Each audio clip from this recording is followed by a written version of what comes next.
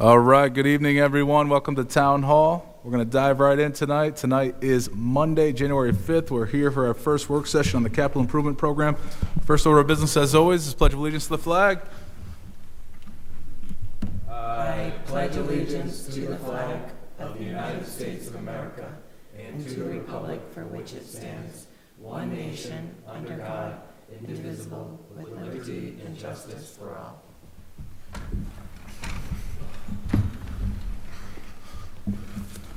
Next on the agenda is the land acknowledgement statement.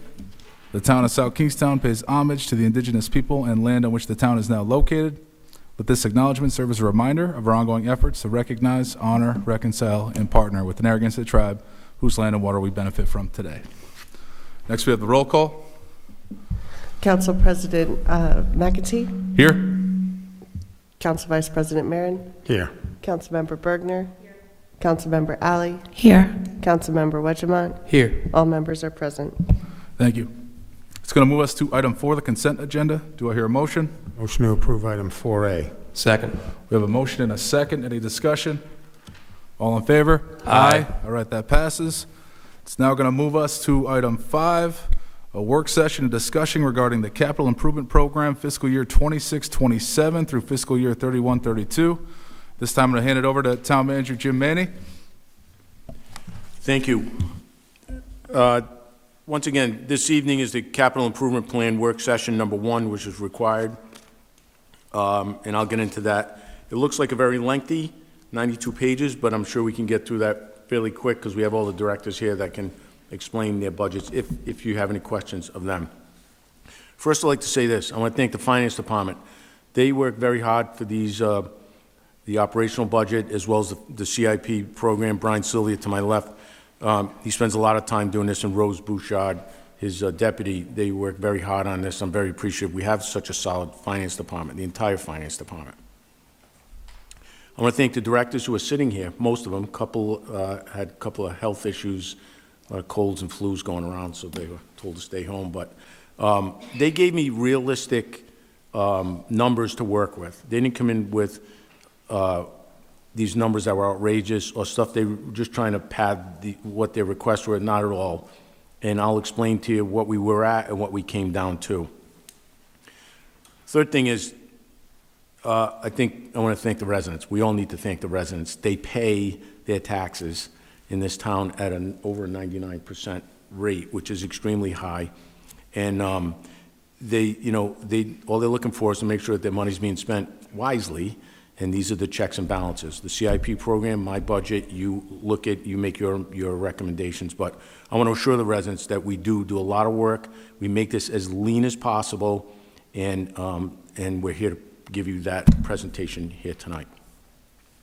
So let's get through the first few slides quickly and get to the meat and potatoes. I'll try not to read the slides. But this is a document. The Capital Improvement Program, for those that are watching and don't have the slides in front of them, this is it's a living document. It changes, and it's reassessed and updated every year. It's a financial plan that includes project descriptions, costs, and sources of funding. The first year of the Capital Improvement Plan is a capital budget. We sometimes call it pay-go, and that's the term that's used in the first year when it comes out of the capital budget. It's incorporated into the upcoming fiscal year operating budget. We have a 6-year capital improvement plan, and that goes to number 4. The subsequent 5 years reflect the planned activity, subject to budget approval and subject to changes due to unforeseen circumstances and funding uncertainties. Next slide, please. Let's go over the timeline that's required of the town under this capital improvement program. Number 1, the town manager's proposed CIP, Capital Improvement Plan, distributed to the town council. You need to get it by December 1st, which you did. The town council's discussion on the CIP with the town departments, which is January 5th, today.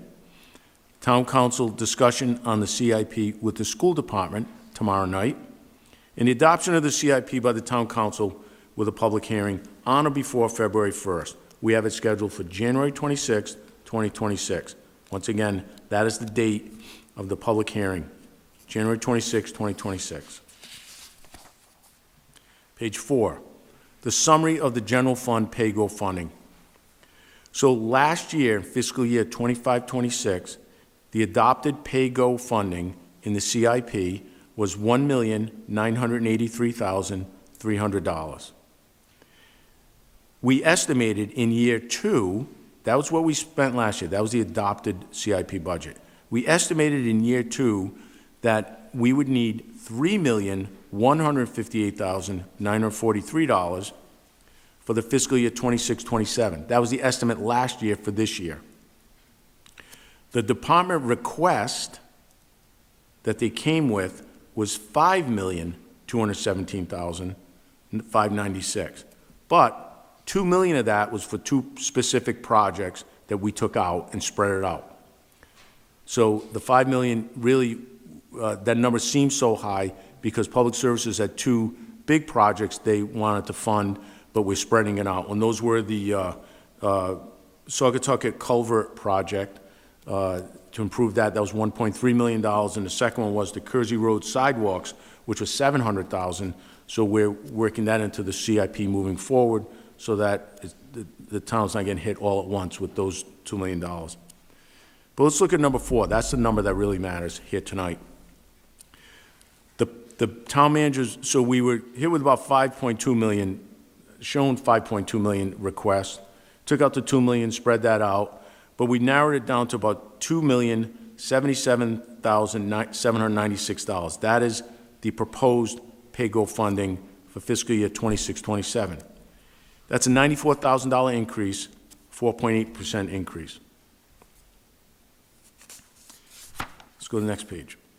If you look at page 5, what you see are the 6-year plans of the, so those are the first line, the general fund, those are the total project cost per year if we did them, you know, what it would cost to do these projects that are in our CIP.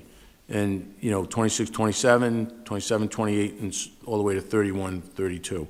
So it's about $21 million in proposed cost for projects over a 6-year period. And you can see the breakdown underneath with senior services, neighborhood guild, recreation, the debt service, water enterprise fund, wastewater enterprise fund, and the school capital budget. And those numbers, if you notice the school capital fund at the bottom is pretty high, where it says all the way total all years, $33,623,000. We'll get into that in subsequent pages, because I'm sure there'll be questions about that. Go to page 6. This is a breakdown of what the departments are asking for and the percent increase from years past. And once again, the directors are here so you can ask any questions of them.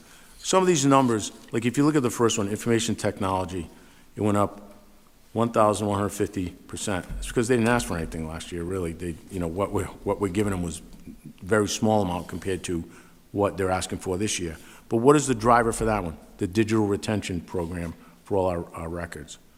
The tax assessor, a reval. And you'll see the increases or decreases by departments. There's one in particular, if you go down halfway where it says facilities department, adopted last year was $155,000. The request this year was $167,000. Talking to Brian today, we can reduce that. You can bring that down by $20,000 because we're constantly looking at refining these numbers. And talking with Brian today, the number that was budgeted in the, yeah, good. So during the department review process with the town manager, it was realized that we had additional funding within facilities capital reserve. So for the facilities projects, we increased the capital reserve funding for the year, and we did not reduce the pay-go amount from the general fund, so that can be reduced. There's the snapshot right there of what the departments are asking for and what the increases are. And once again, when we go through this list, you can, the directors are here to answer any questions you might have.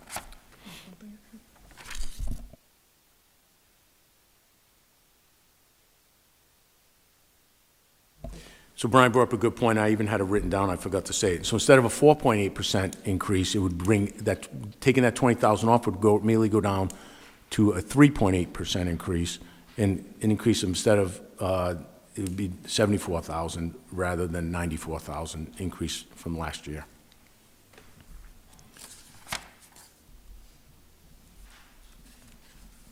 Brian, why don't you take from page 7 on? Good evening. So before you on page 7, this is a summary of the operating funds of the town and their proposed funding levels for the upcoming fiscal year, 26-27. There are other funding sources, but these are the actual operating funds of the town. So that's where you're seeing growth of about $822,000. The bulk of that is the increase in the school capital fund. And again, I'm not going to spend much time on these. This is a very brief, I look at these as a brief overview of the plan as a whole. We'll get into the actual plan by department, but I wanted to provide, again, an update in general terms on the proposed funding for the capital operating funds of the town. On page 8, this is the proposed funding of the general fund departments. As mentioned previously by the town manager, and you see in 26-27, the proposed amount is $2,077,796. Then you see the other funding sources to get to that $2.9 million that was discussed earlier, and that is the EMS billing proposed at $70,000, use of bond proceeds from the 2022 issuance, and existing capital fund reserves of $465,000. You'll see at the bottom, we're using funds currently for the senior center and the rec center. They both have construction funds. Those funds have been used for CIP, the CIP needs of those facilities. Those funds are winding down, and that's why you're seeing by 27-28, the senior center would be relying on the general fund, as that construction fund would likely be exhausted. And same goes for the rec center. By 29-30, the construction fund would likely be exhausted, and the rec center would be relying on the general fund for capital needs. And that's why you're seeing the split there. On page 9, this is a summary of the non-major funds. This is the senior rec center construction fund, and that's where, again, it's $50,000 in the upcoming year, and then it would be zero thereafter. The rec center fund for the next 3 years, and then zeroed out after that. Just as a point of clarification for those, the senior center construction fund will have an audited balance of about $53,000 in the next audit, and the rec center has about $212,000 in their fund balance. So we are winding down on both of those, and that's why you're seeing the conversion eventually to the general fund. Then you have the neighborhood guild and the debt service. Debt service obviously related to the bans for the high school project. On page 10, you have a summary of the enterprise funds. This is made up of the water enterprise fund and the wastewater fund, and both predominantly relying on contributions from their enterprise funds with small use of existing capital reserves. And again, we'll get into the specifics when we get to those departments. And as the town manager mentioned, this is the school department. Again, there will be greater detail in terms of this further on in the presentation, but this is when the town manager's slide spoke about the cost of the school department, which was the $33 million. Here you see a breakdown in Fund 429. That is the school's capital reserve. They are proposing to fund over the next 6 years, $6.5 million, and covering in total the next two capital CIPs, next 2 years, 26-27 and 27-28. They would then be looking for the town to contribute, or they are requesting the town to contribute beginning in 28-29. It's worth noting at this time that what is in the audited balance of Fund 428 at this time is $170,000. On page 12, this is an all-fund summary. You saw earlier the capital project cost. This is the funding summary. So this is all in. It would be general fund of 22.5, non-majors at 95, the enterprise funds at 2.7, and again, the school capital at 33.6. For over the year one at 71.4 million, and over the 6-year plan of just under 155 million. Page 13, fair share development fees. We look at, on an annual basis, as part of the CIP, the fair share development fees. The education facilities has been suspended since July 1st, 2017, and the recreation is ongoing. And I'll get into the funding here. So this is the breakdown. So currently, the breakdown for fair share development fees is based on the estimated land value off of, this is, that number, the 167,000, it was based off of the last revaluation. You see we have a new number jumping from 167,000 to 217,000. That's based on the new revaluation, and that is causing the proposed recreation fee to increase. So for the single household, going from $4,215 to $5,523, and on the two-bedroom or less from $3,363 to $4,277. Oh, yes.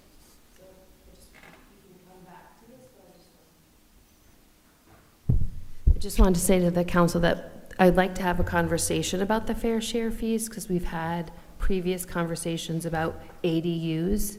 And so if you were to build an ADU, you would be paying $5,523 to the building official for that. And so that's a lot of money when we're talking about affordable housing and the impact of it. They may get a tax reduction because it's not taxed, but then in the end, we've upfront collected $5,500.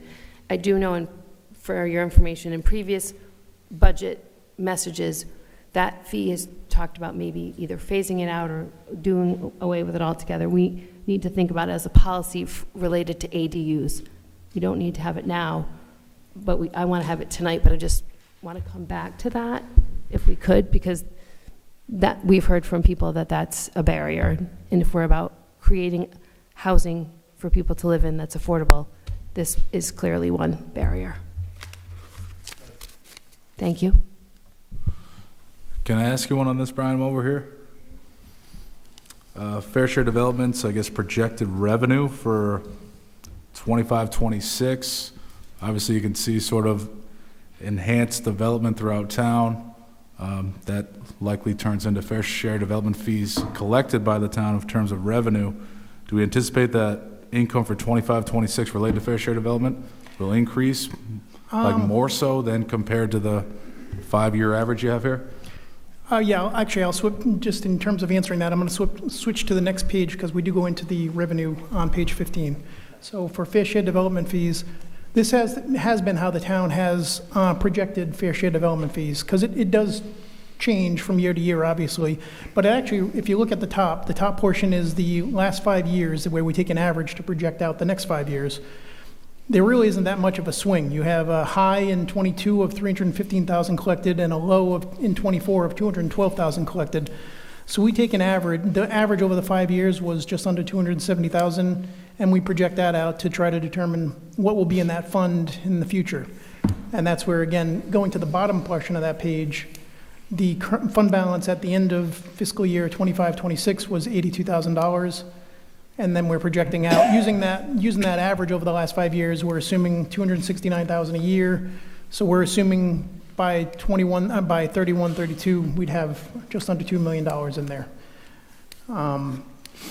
So we've historically used an average. The amount is up where we get into, where it's tricky to assume we're going to have growth there is how much construction we do year over year. That isn't known, so we've kind of relied on an average. Is there a reason why it went up $1,100? Like, is there a justification for that? That, the $1,100 going back to 14, that is based on the reval, the cost for the estimated land value. That was received in the revaluation. Say that again, slower. Sure. So as part of the reval, we received a sheet, I get it from Wendy, our tax assessor, and they provide this number, the estimated value for a acre. And that's what's provided here, the 217,000. That's up from 167,000. But as a council, we could set that fee at anything we chose too as well, right? That's a legal question. It's just always been done like this since I've been here. I'm not sure. Jim, do you know? I don't have that answer. Okay. I think we can. And Brian, just to provide a little more context on single household versus two-bedroom or less units. So this is a house that has two bedrooms or less. Or can you just clarify what that means when we look at it? What is single household? What is two-bedroom or less units? Can you walk us through that? Sure. So the single household is three or more, and then the two or less is as it stated, two or less on the Is bedrooms. it two or less bedrooms? Is it two-bedroom or less units? Two bedroom or less within the units. It's probably poor wording. Okay. Kind of inherited, and I haven't changed So it. if it's a but yeah. two-bedroom or less, you get the lower fee. If it's three-bedroom or more, you get the higher fee. Correct. And that's established by ordinance? Yes. So an ADU would be one bedroom, and if somebody builds an ADU on their property for their mother or their college student, new young professional, they would pay $5,500. Is that correct? Mm-hmm. An ADU would be one bedroom, Yeah, That's not. just so you which know. would subject to the lesser fee, so it would not be 5,500. Or is that combined with the household such that it would be subject to the higher fee? The smaller unit, the two bedrooms or less would be the smaller amount, I believe. That's my Okay, so understanding. it's That's what I was- 4,200. Yes. We could maybe add one bedroom or less as a third category. I think it's one of those fees that gets tacked on to the cost of the project. So in one instance, they don't pay taxes for the first 5 years. This might be affordable or restricted, but we're collecting that money up front anyway, so we're taking it and giving it. Do you see what I'm saying? So it's not an incentive, because Right. that fee gets paid before they move in. I actually had a constituent reach out to me who was trying to finish an ADU project Mhm. and couldn't finish it because they had to pay the fair share development fee. And Jim walked me through what that was, and it was interesting because I was not aware of it. And yeah, it's a barrier. But it raises a lot of revenue, so it seems to raise some revenue for us, so. Perhaps an analysis at some point as to what the revenue would be if we added a third lower fee for one bedroom, and then also an analysis of what the impact on revenue would be if we eliminated the fair share development fee from ADUs. Just so we could look at the effect, impact, Yeah. helpful in making a decision toward that. Because it's not necessarily new construction. I could see, like, if I had a blank lot, put a house on it, of course, pay the fees, but it's already an existing, this is for new construction, even though the house is already built there. It's just this ancillary.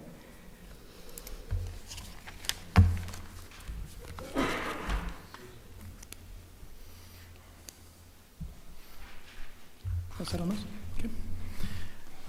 So after page 15, page 16, we have the conveyance fee income. This is done in a similar practice as the fair share development fees, where we take a 5-year average to determine what we should be getting over the next, to give us a gauge what we could be collecting. The conveyance fee, this one you can see we've had more of a swing. Last year, I think I mentioned this recently at a council meeting where this came up, and last year was a big year. That was the biggest I've seen, where it was $840,000, where 2 years before we took in $543,000. So this does swing a little bit more.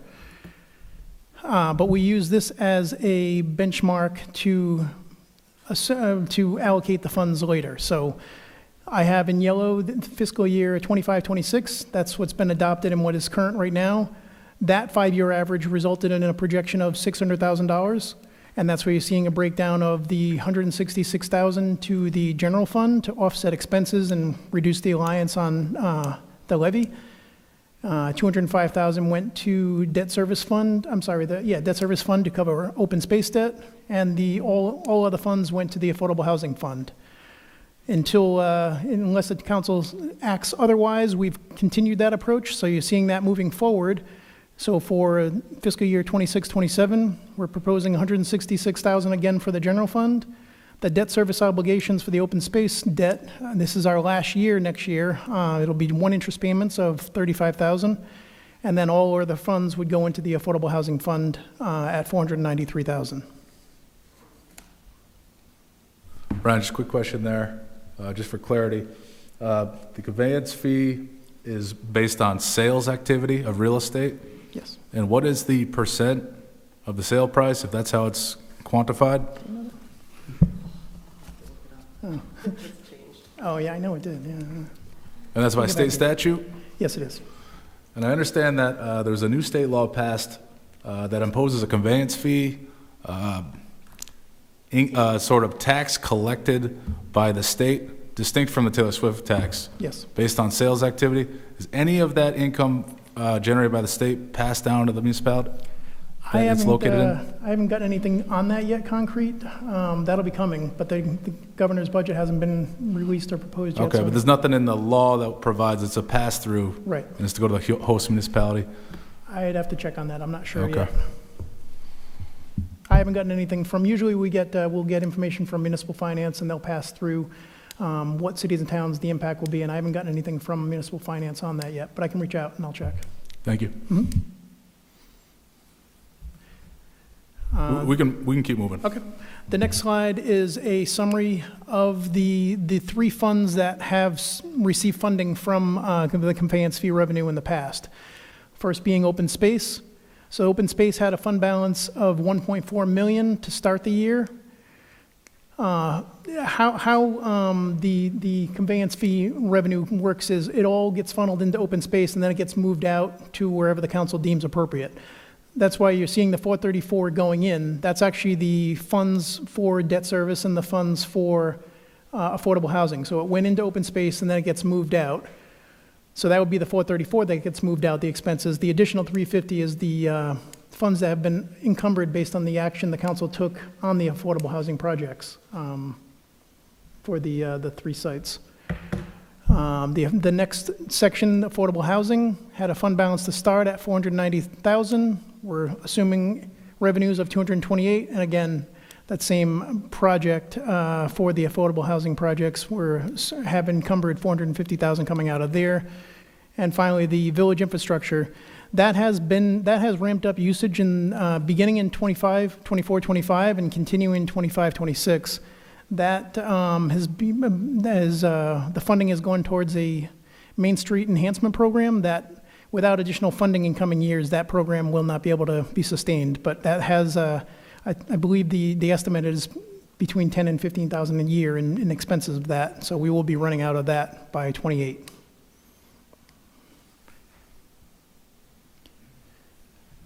Next page is the unassigned fund balance. So the top portion goes into the policy of the town, which states that the town should maintain a fund balance of between 10 and 17% of general fund revenues. The GFOA recommends, or Government Financial Officers Association, recommends maintaining no less than 2 months or 16.67% of general fund operating revenues. And this, again, I mentioned this recently at our budget kickoff meeting. The Treasurer's Office, the Auditor General's Office put out a summary of all audits of the cities and towns in fiscal year 2024. And they looked at just fund balances as a whole, and the South Kingston was at 21.1%, and Rhode Island was at 21.1%, and Washington County was at 22.6%. So we were really right in line on all of them. Next slide. Based on the audit that will be released later this month, the unassigned fund balance of the town will be going up to $18,061,000. That will result in a unassigned fund balance as a percentage of operating revenues of 19.36%.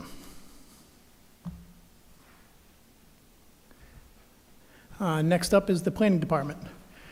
Before we get into that, I just wanted all the departments are going to run the same way, so I just want to run out the layout a little bit. So obviously at the top you have the department name. The top portion of the slide that you're seeing here, that's the project costing. So that is the cost of any and all projects that are proposed over the next 6 years. And the bottom portion is the project funding that is presumed and proposed. And then any projects that are receiving funding in the next fiscal year, we'll have a slide detailing that. So I just wanted, that's the layout of each of the slides as the departments come up. Now, if you, for planning, $100,000 is proposed next year, and that is 100% going to be funded from the capital reserve of the planning department.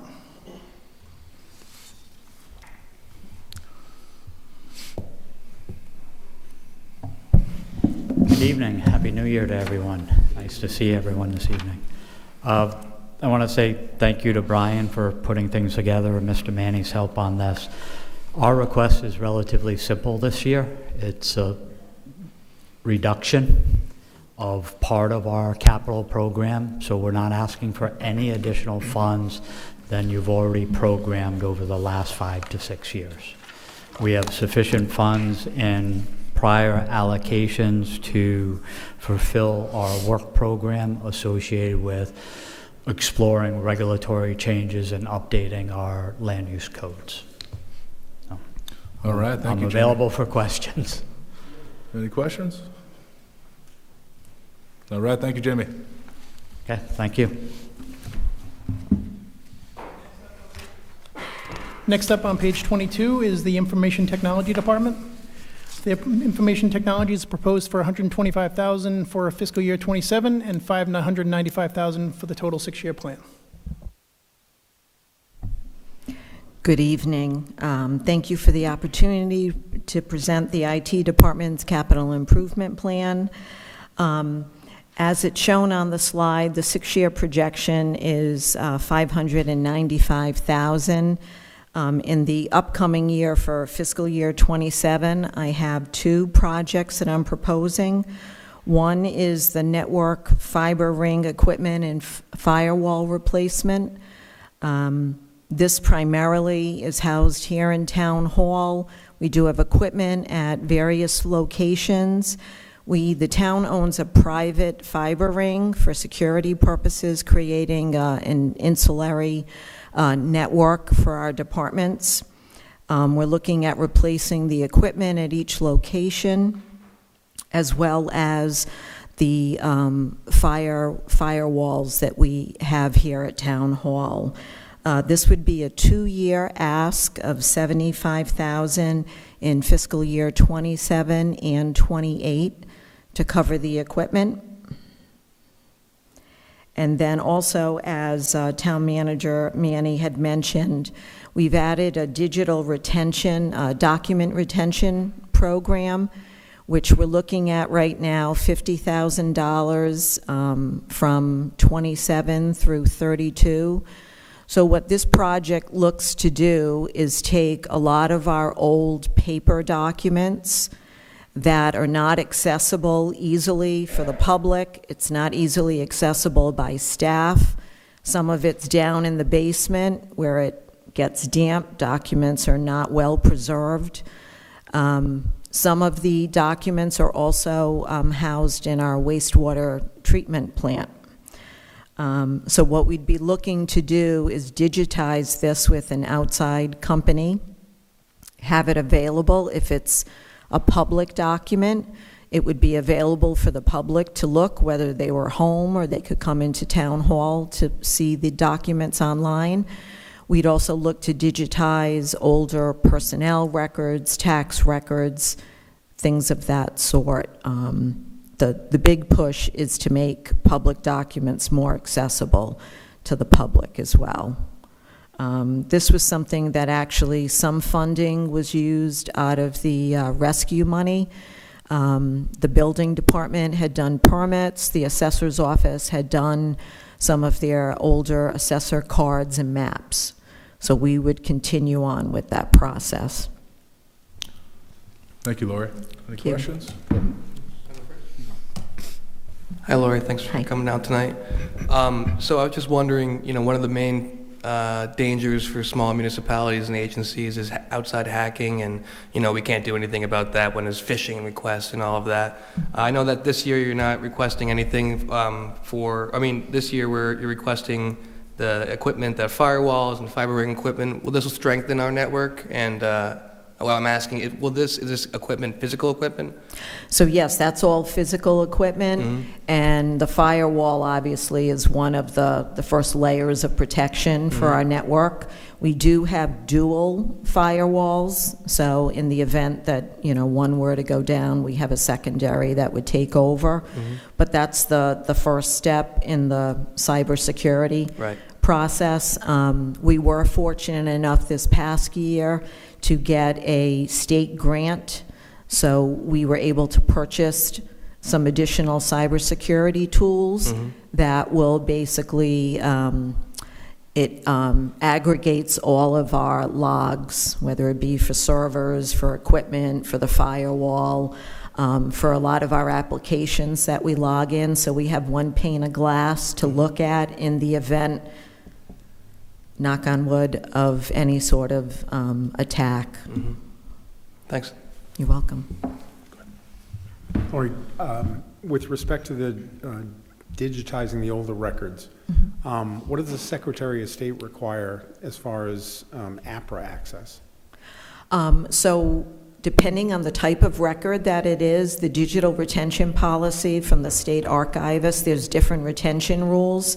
So if it's an employee record, it needs to be maintained for so many years past an employee working here. If it's an application to employment, we only have to keep it, I think it's like a year. So there's different guidelines on whether it's a financial record versus a law enforcement record. So we would have to adhere to those different retention policies with the state. The first step that we'd need to do is file with the Secretary of State the notice to digitize all these records. So usually it's a paper document you fill out with them. They tend to turn it around fairly quickly as long as you've met the requirements to keep the document for as long as the retention policy, and then we're able to destroy the paper. So, just to clarify, the timelines, the length of time that you're required to keep certain documents, that's keep them in paper form, So- regardless of digitization? No, we can apply with the Secretary of State to let them know that we're going to digitize our records. They will approve that plan. Once they do that, we can digitize the records, and the vendor who digitize will also destruct the Destroy. records Okay. properly, so they give us a record of destruction that we actually have to provide to the Secretary of State as well. Thank you. You're welcome. Thank you, Lori. Thank you. Next is the Police Department. Good evening. Thank you. We have 3 projects, but before, I just want to thank Brian for his help during this whole process of working with us. This is first year we were without Jackie Correa as the assistant, so we worked through it with Brian and his team, and I appreciate that, Brian. Thank you. So 3 projects that we have over the 6-year period would be the communication reserve.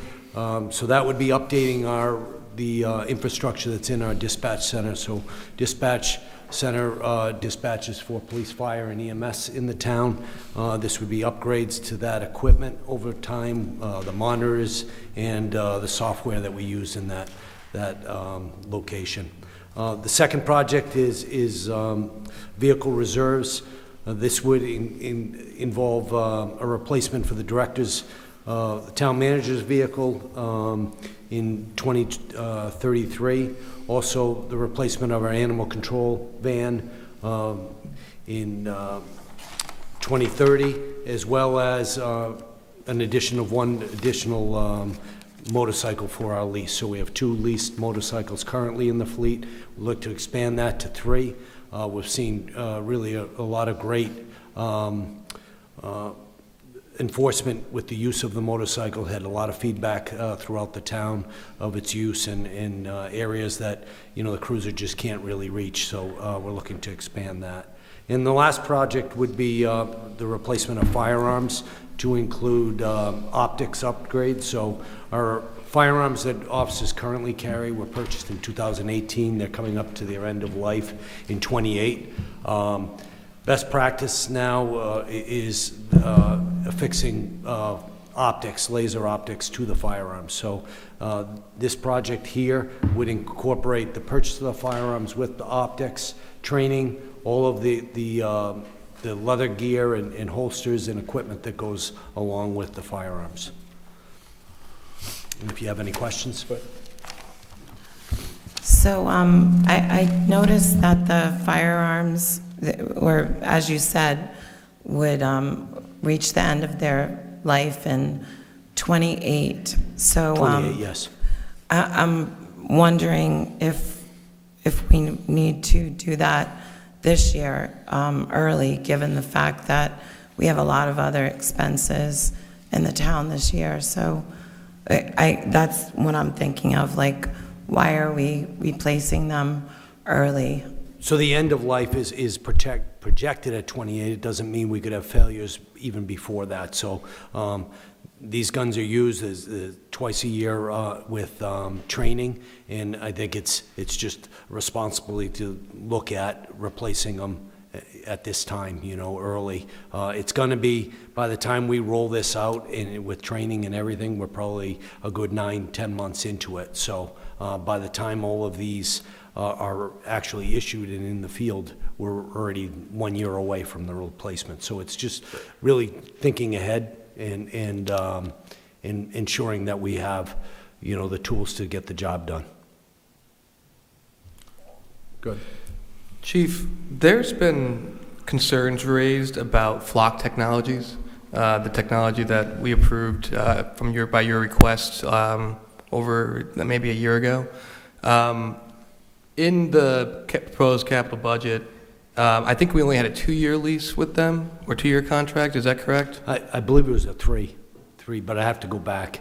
Okay, so where would that be in the capital project? Would that be in any of the communications, or is that separate from That's that? separate and apart, yes. That's not part of our capital.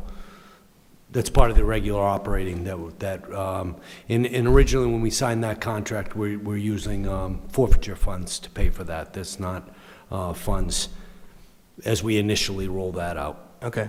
Thank you. I'm sorry. And are you aware of the concerns by the ACLU about flock I technology? am, yes. Okay. Thank you. Yep. Chief, it sounded like you mentioned these firearms are going to be used in training. Is it training alone, or will these be on the persons of the officers who are out in the field? No, so these are assigned to the officers, and part of the assignment is it would replace our current duty firearms. And so part of that incorporates firearms training twice a year, which is mandatory. So when you talk about a 9-month rollout period before, I'm guessing these firearms are on their person out in the field, they'd actually learn how to use them, get accustomed to their use before they actually start using them. No, I mean, the training wouldn't, I'm saying once we order them, delivery, set up training, able to incorporate the training, we're probably looking at 9 months. Wouldn't be a 9-month training period to deploy them. All right, help me understand the 9 months. You order the firearms, you receive them, you have training. Then the 9-month period is made up of what? Just that time period to complete it. I mean, we're looking at to have all the officers go through this transition training, which is extensive, to do that. So to equip the whole department plus do the job on top of it, it's going to take some time to roll that These out. firearms come in sort of on a scattered basis, or they all come No, at we once? wouldn't. I mean, this would come in July, and then we'd order them up. If this is approved, we'd look to order them up, and then there'd be several months before that order would be fulfilled, and we'd receive the firearms. Then we'd have to look at doing the training from there. And then these officers would not have them on their persons in the field until they've conducted the training? Until they've qualified on them, And correct? you'd use the existing firearms now, sort of transition until you get to that point? Correct.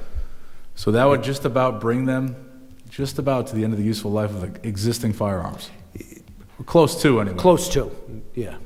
And what do you do with the existing firearms? Do you sell them? What do you do with them? The existing ones can be bought back as part of a trade-in value of it to the manufacturer. Is that trade-in value contemplated in the amount? It is. In this request? Yep. It is. It's estimated of what the total value is.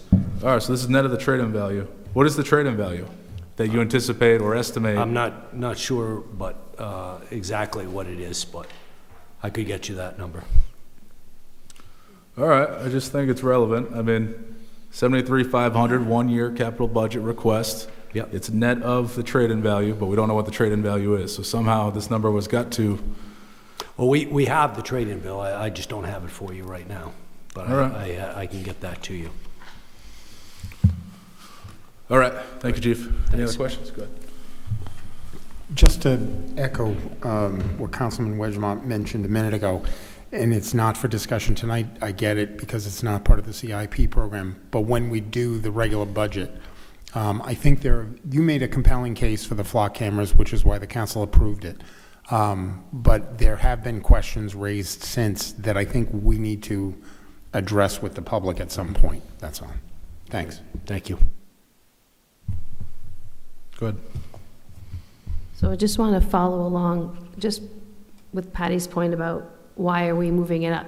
Based on your 9 or 10-month timeline, approval in July, it gets you to next January or February, that's like 9 or 10 months. So you'd be getting January 2027 instead of, if we didn't fund it at this time, we kicked it out one more year. Would be another year of that. So, adding that on top would be over the 28 at that point. If we had put this in our capital improvement next year and rolled it up, pushed it all out a year, we're going to be very close to that deadline.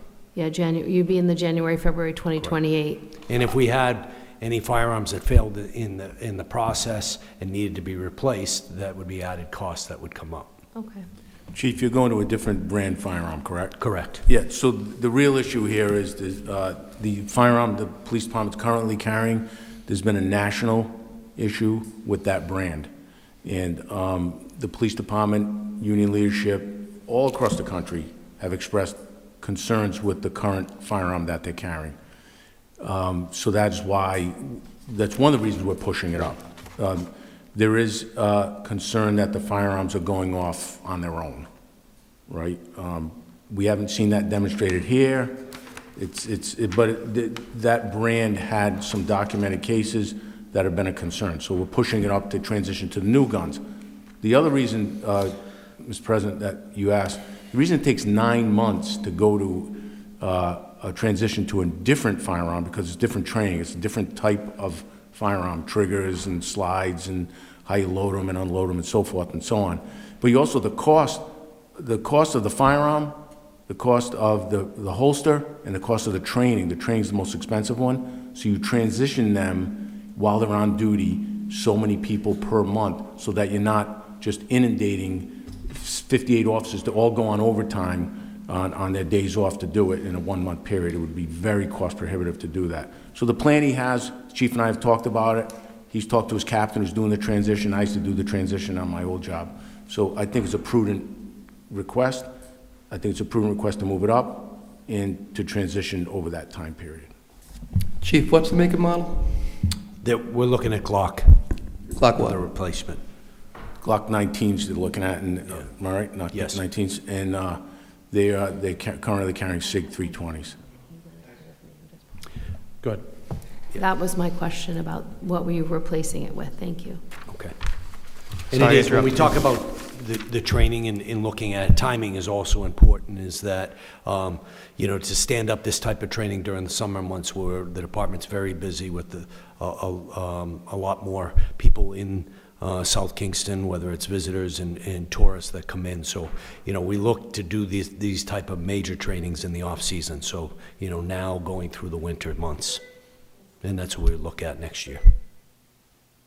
I would definitely be interested at seeing the trade-in value, particularly since there's obviously a very serious problem with these weapons that may be going off on their own. So it seems like we ought to get it.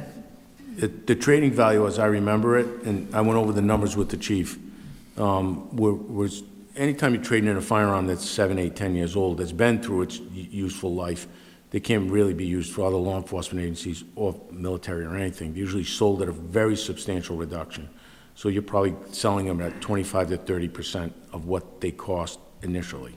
But like, even if it's defective, I mean, Well, so that's something that's in litigation right now with the company, and for them to prove whether it happened or did not happen. The bottom line is this: if the police officers have lost faith in the firearm they're carrying, whether it's real or perceived, it needs to go.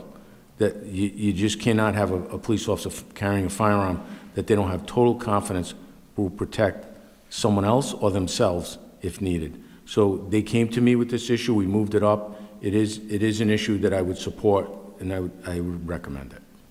I appreciate knowing that other background, though. That's really good to know. It makes a lot more sense.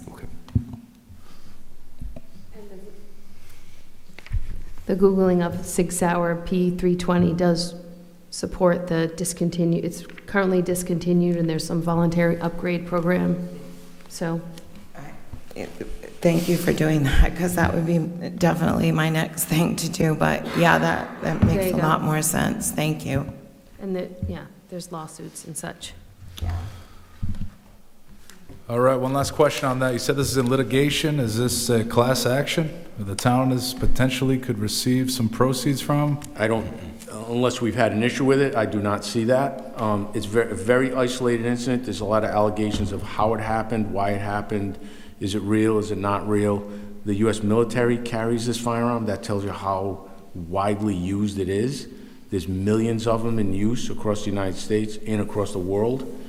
Millions and millions. But the bottom line is that it's just when a police officer gets that in his mind, that the firearm I'm carrying is not going to work or not work as properly, that's the worst possible feeling. So it's very prudent to go to a different firearm, different brand, transition them into a firearm that'll protect them and the public. All right, so if there is a class action, we're unsure if we're a member of the class such that there's We any are not, settlement or payout. we are not right now. Got it. All right. Thank you, Chief. Thank you. The next department is Emergency Medical Services.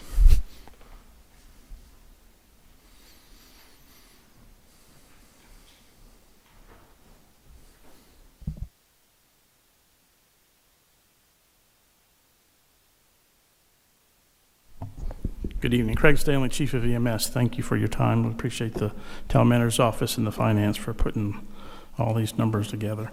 Our CIP program over the next 6 years is basically replacing equipment, replacing stretchers, cardiac monitors, and towards the end of the 6 years, we're looking to replace vehicles.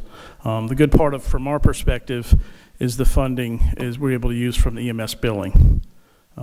Which is important and saves us from the capital expense from what we take in. So the next year is replacing a money for a stretcher, and then we're adding 2 radios in the stations, and that's it for next year. Then the rest are vehicles and equipment that are spread out. All right, any questions for Chief Stanley? No, the building looks really good. Had a chance to drive by it around the holidays. Looking good, isn't it? Do you have I know the Martone group had told me at the groundbreaking it was going to potentially be done in March. How are we looking? Well, still, I went on a tour of it about 2-3 weeks ago. It's absolutely beautiful. It's such an improvement, such a good use of the funds we had to put into this. To answer your question, we are hoping for March. Unless something unforeseen happens. They've done a great job with it. They've given us tremendous value for our money. Most of the people are saying, you have Marvin windows in the EMS station? Yes, we do. And they were very good windows, and they were very cost efficient on how they handled this. But I think you'll all be pleased with that product when it's unveiled. All right, thank you, Chief Stanley. Next is the Facilities Department.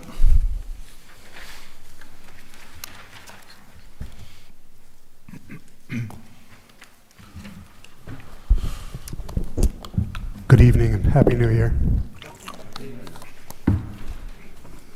So I'm going to run down the general fund request, and then I'll go through the other special funds. So for this year, we're asking several items on this list. For the facilities number 12 would be carpet replacement for the town clerk's office. That's $35,000 for that. Facilities number 10 would be a means of egress for the tax collector's office. That was brought up by Brian because they only have one means of egress there now. So we want to put a door in the back to go through into the tax assessor's office so they have a second way out if they need to. The next item is for facilities number 1 would be the upgrade for the 300 Columbia Street, right, the old fire barn that we're looking to take over. That's a multi-year fund for that, so I put that out through 6 years for that. The next is $7,500, and that would be for the means of egress for the finance department. We have the 3 casement windows there. We're going to take those out, put in a door, because a couple of years ago we had some folks walk in and walk right down into Brian's office and not confront him, but ask him questions. Brian did a great job just holding them off. It was the First Amendment people.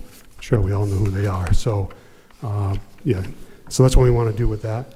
The next one would be, this is, where is this? This is the bell tower roof. This is the second of a 2-year fund. Looking for $40,000. That's the shingle roof here on where the bell tower is. We had originally put some money aside for that. The bids came in almost triple of what we were looking for, and that was because of the scaffolding that would need to be put up because of it's just hard to get to that roof. So that's where we are with that. The next would be the town hall parking lot. It's a multi-year fund.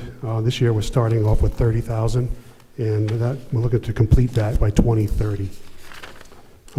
This next item, facilities number 4, is the first of a 2-year fund, actually for $15,000 to replace the air conditioning in the building official's office. We're going to put that with a heat pump, much like these units here, so we can both save on natural gas and you can air condition with it as well. And last one is $20,000. This is a 3-year fund, is to replace the aluminum windows in the finance office and the planning office. They just have no thermal protection there. So they're like this past couple of weeks, it's been cold in those rooms. So the next one I'll move on to, it would be the public services building. We hadn't put any money away for that building for a couple of years because we were going to sell it to the hospital, which now we're going to keep it. So we've got to put some money into it.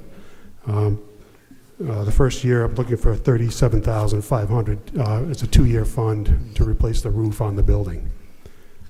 It's just it's little pebbles of tar. It's really it's on its way out. Library department does not have anything this year. We'll move on to the recreation center.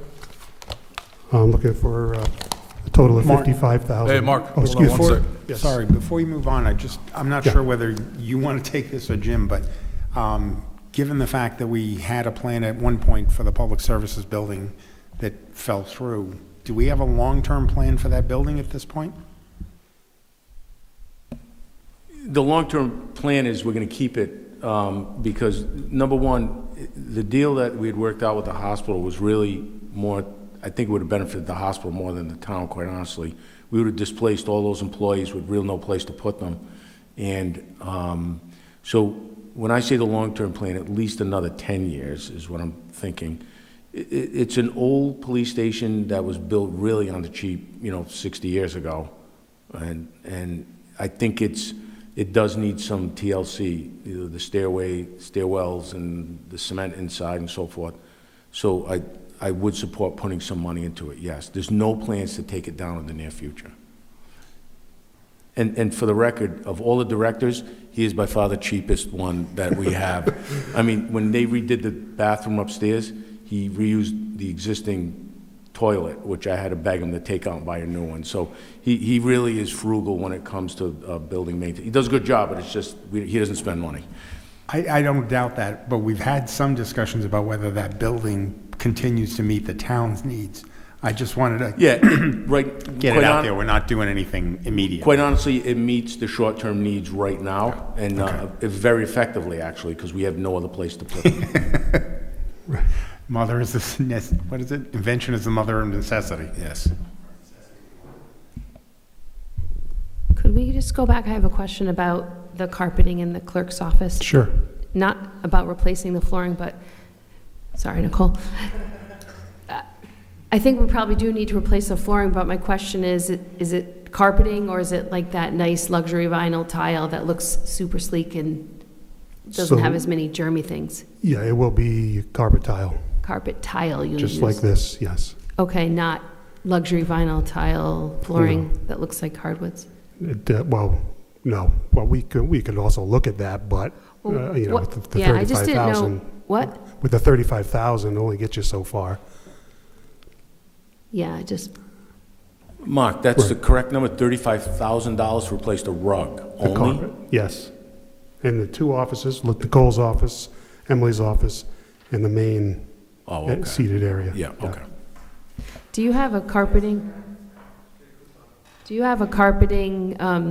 like replacement schedule? Like, So we've done the entire building except for the clerk's office. When we were doing the entire building, the former clerk decided it wasn't at the moment prudent to do that carpet, so that's why we didn't do it. okay. And so, There's a tripping hazard too in that Yes. office. no, So no, there's I'm not disagreeing with No, it. no. I just was curious why carpeting and not like Yeah. flooring that is not carpeting. Right, and that luxury vinyl tile, which is a very nice, we just put it in the police station. It is very, very nice, so we can get a myriad of colors as well. So I could talk to Nicole if they want, if they want hard floors, we can go with hard floors. I'm just curious about the decision-making, like how would, it's not a high-use area, so I'm just curious why one or the other. Yeah, it What's was the mostly thought? because of the tears and the strings that are pulling across it. That's, and it doesn't really look that good. Someone come in to be serviced and, the That carpets are part I coming- get. I'm just yeah. curious why carpeting and not, because why wouldn't you use carpeting? Why would you use carpeting and not flooring? Right, well, we were just going to replace it in kind, that's all, just Okay. because it's there now, that's all. Just Easier to super. clean. So number two, we're getting, the tax collection office is getting an emergency door, basically? Yes. And so is the finance department, just in case Brian needs to make an exit? Yes. Excellent. And was it last year that finance got a window? Correct me if I'm wrong, I believe last year was the first year of two-year funding for the egress door. This is the second year of funding for the finance egress door. Gotcha. I was just wanted to see how that window was doing. So that finance department was an old garage, and, it's cinder block all the way around. It kind of looks like the intake center at, but it looks like the inside of a prison, quite honestly. There's stone everywhere. There's one way in, one way out. So I agree that they need, especially in front with Gina sits, that there needs to be a door in and out. And the same thing with tax collector. There's one way in, one way out, which really is poor planning. Even the windows are high up in the air. So I think those are good projects. I think they're much needed. Oh, absolutely. Thanks. Mark, what's happening at the rec center? So at the recreation center, the first one would be $5,000 for plumbing upgrades. We've had some major clogs there this past year. So we're going to look at upgrading our plumbing to, better drainage. So the next item, which would be the Rec Center 13, is a one-year fund for ceiling-mounted projectors inside the classrooms. There's been an ask for those, for not only for parties, but for presentations and meetings and so forth. And the next item is a gym equipment control panel. It's a one-year fund of $5,000. That would allow us to use a handheld device to raise and lower the basketball hoops, the curtain, the batting cages, things like that. The next item is one of a 3-year fund, which is the basketball hoop height adjustment motors. That is, so with the 8 basketball hoops there now, 6 of them have, you're able to use electrically to raise and lower them. The other 2, you got to hand crank them. Exactly. So we're going to change those over to electric, and just so that way the council president can do its slam dunks now. So get them down. So. I was there on the Monday before New Year's for 30 plus drop-in. By the time I got there was 26 people. They kept it at 20. So I just ran laps around the gym until I was worn out and went home. Oh, that's good. So that was the motors, and then we're starting funding for the HVAC upgrades. It's $20,000. That's it's 6 years for that. This past summer, we spent tens of thousands of dollars to get that equipment back up in normal conditions, operating conditions. So that's that one. Senior Center. Total asking for $50,000. This is $10,000 for the HVAC replacement. We're building the fund for that. $25,000 for the shingle roof replacement. That's a 6-year fund as well. The Senior Center flooring replacement. A lot of the VCT, vinyl composite tile, is cracked and becoming trip hazards for a lot of our senior residents. And then we have a kitchen equipment replacement reserve that we're asking for $5,000 for that. We have just replaced a dishwasher. There's several other items that are on their way out, walk-in freezers, things like that. And then finally, it would be the Guild. So this is going to be the Guild endowment fund would be $100,000 to replace the fire alarm system, working with Lance on that. The project is coming along well, the exterior renovations, and so we're going to use this capital to finish the other projects that were on the facilities assessment that we had done several years ago. So this is the first of many, 100,000. And of course, that's, comes from the Guild Endowment Fund, so it's not taxpayer funds. All right, any questions for Mark? Good. So we went by so fast. I have a question about the ceiling-mounted projectors in the rec center. Sure. So is that a new purchase? Yes. So we're not replacing we've never offered it before? No.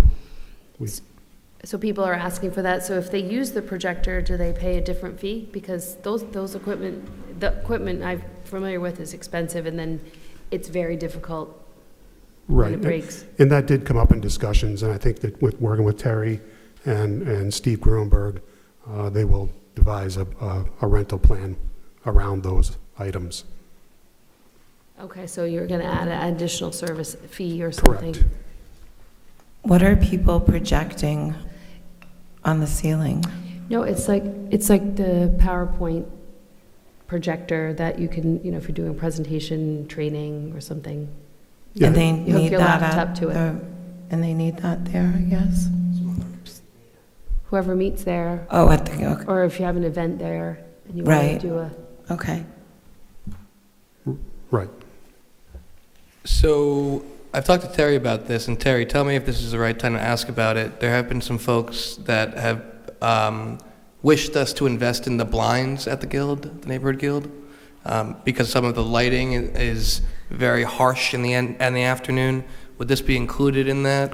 So the Neighborhood Guild, we're in the process of replacing the blinds in that building. Mm-hmm. It's just an ongoing, we're using the regular operating budget to do that. Mm-hmm.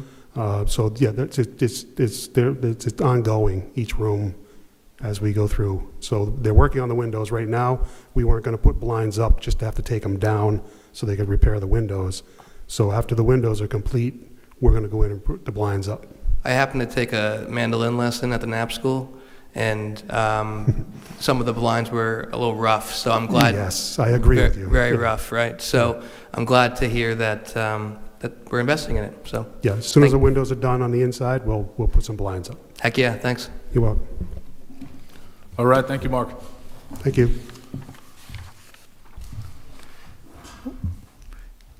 Next is the Natural Resources Officer. Good evening. Before you, for PAYGO, are two projects. The first is the first year installment for funding a master plan for Marina Park. This will be a multi-year funding request. We have a pretty reliable estimate for the cost from a company that we do business with routinely with the town. And that master plan would look at a myriad of things, as we've discussed previously, traffic flow, pedestrian safety, access to the businesses, the boat ramp, parking, public access, best use of our waterfront space, and also it would look at including Town Farm Park in that plan as well, because when you look at the Waterfront Advisory Commission's charge, they're actually charged with overseeing the entire Town Farm property, which was cut in half when they built Route 1. So what we'd like to do is, now that the hospital plan has fallen off, we'd like to take a look at the entire property on both sides and see how we can maximize both of those properties for best use for the residents and visitors of the town, and possibly look at connecting them under the highway, across the highway, along the river, up behind the public services. Smarter folks than I would figure that out. But if we were able to accomplish that, it would be a way to connect the waterfront to downtown, where it would be walkable and bikeable. Also, kind of dovetails nicely with your proposal on the whole south end, bike path plan that you're doing. So anyway, that's year one funding for that. And the second project is just a continuation of working through the shoreline rights-of-way monumentation and survey work that we're undertaking.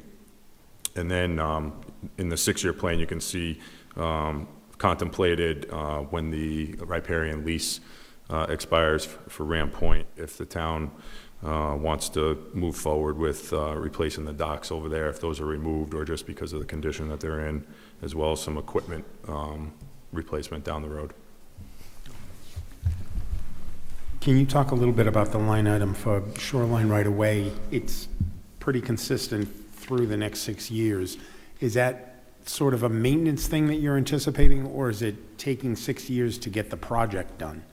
It's an ongoing thing. So it's actually on my desk right now. Hopefully we'll have out shortly here, buttoning up that first initial big project, which was the Charlestown Beach Road and the properties that the town owns off of Charlestown Beach Road.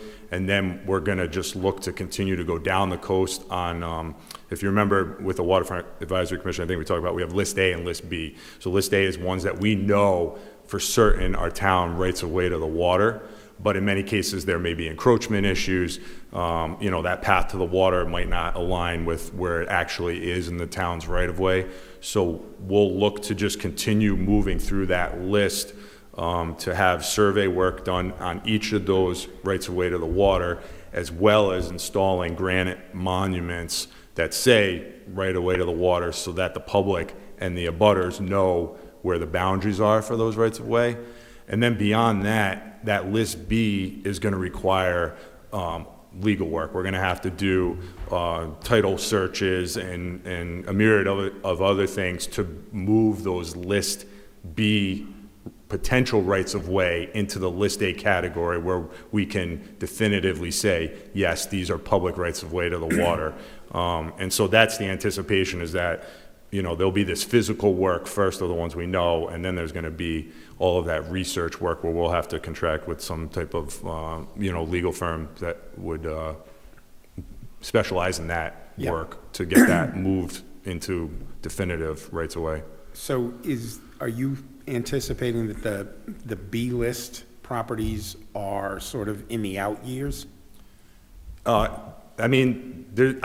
Yes, the short answer is yes, because in my mind, I'm trying to get the low-hanging fruit, the ones that we know, maybe a butter is encroaching on it, whatever.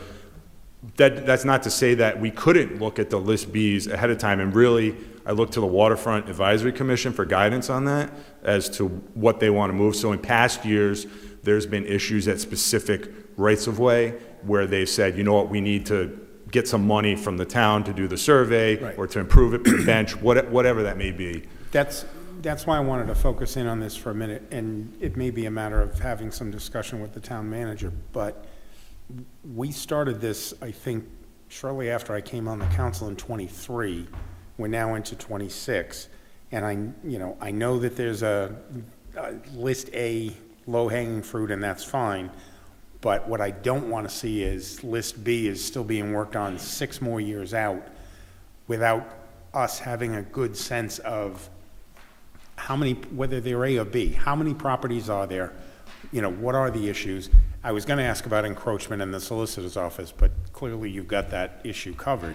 I just think the council may want to have a discussion about prioritizing this and moving it into a more compressed time frame. In this instance, I think, and in talking with Rich, when we're looking to put this out, because I'm working with his department, because especially like in the right-of-ways that dovetail with the public roads, this is useful information for them to have, and also they'll have some additional information to help with the bid process. And in talking with him, I think our initial goal is we're gonna try and throw as much of list A out as we can and kind of get that how much it's going to cost back, and we'll take what we have to date and do as much as we can.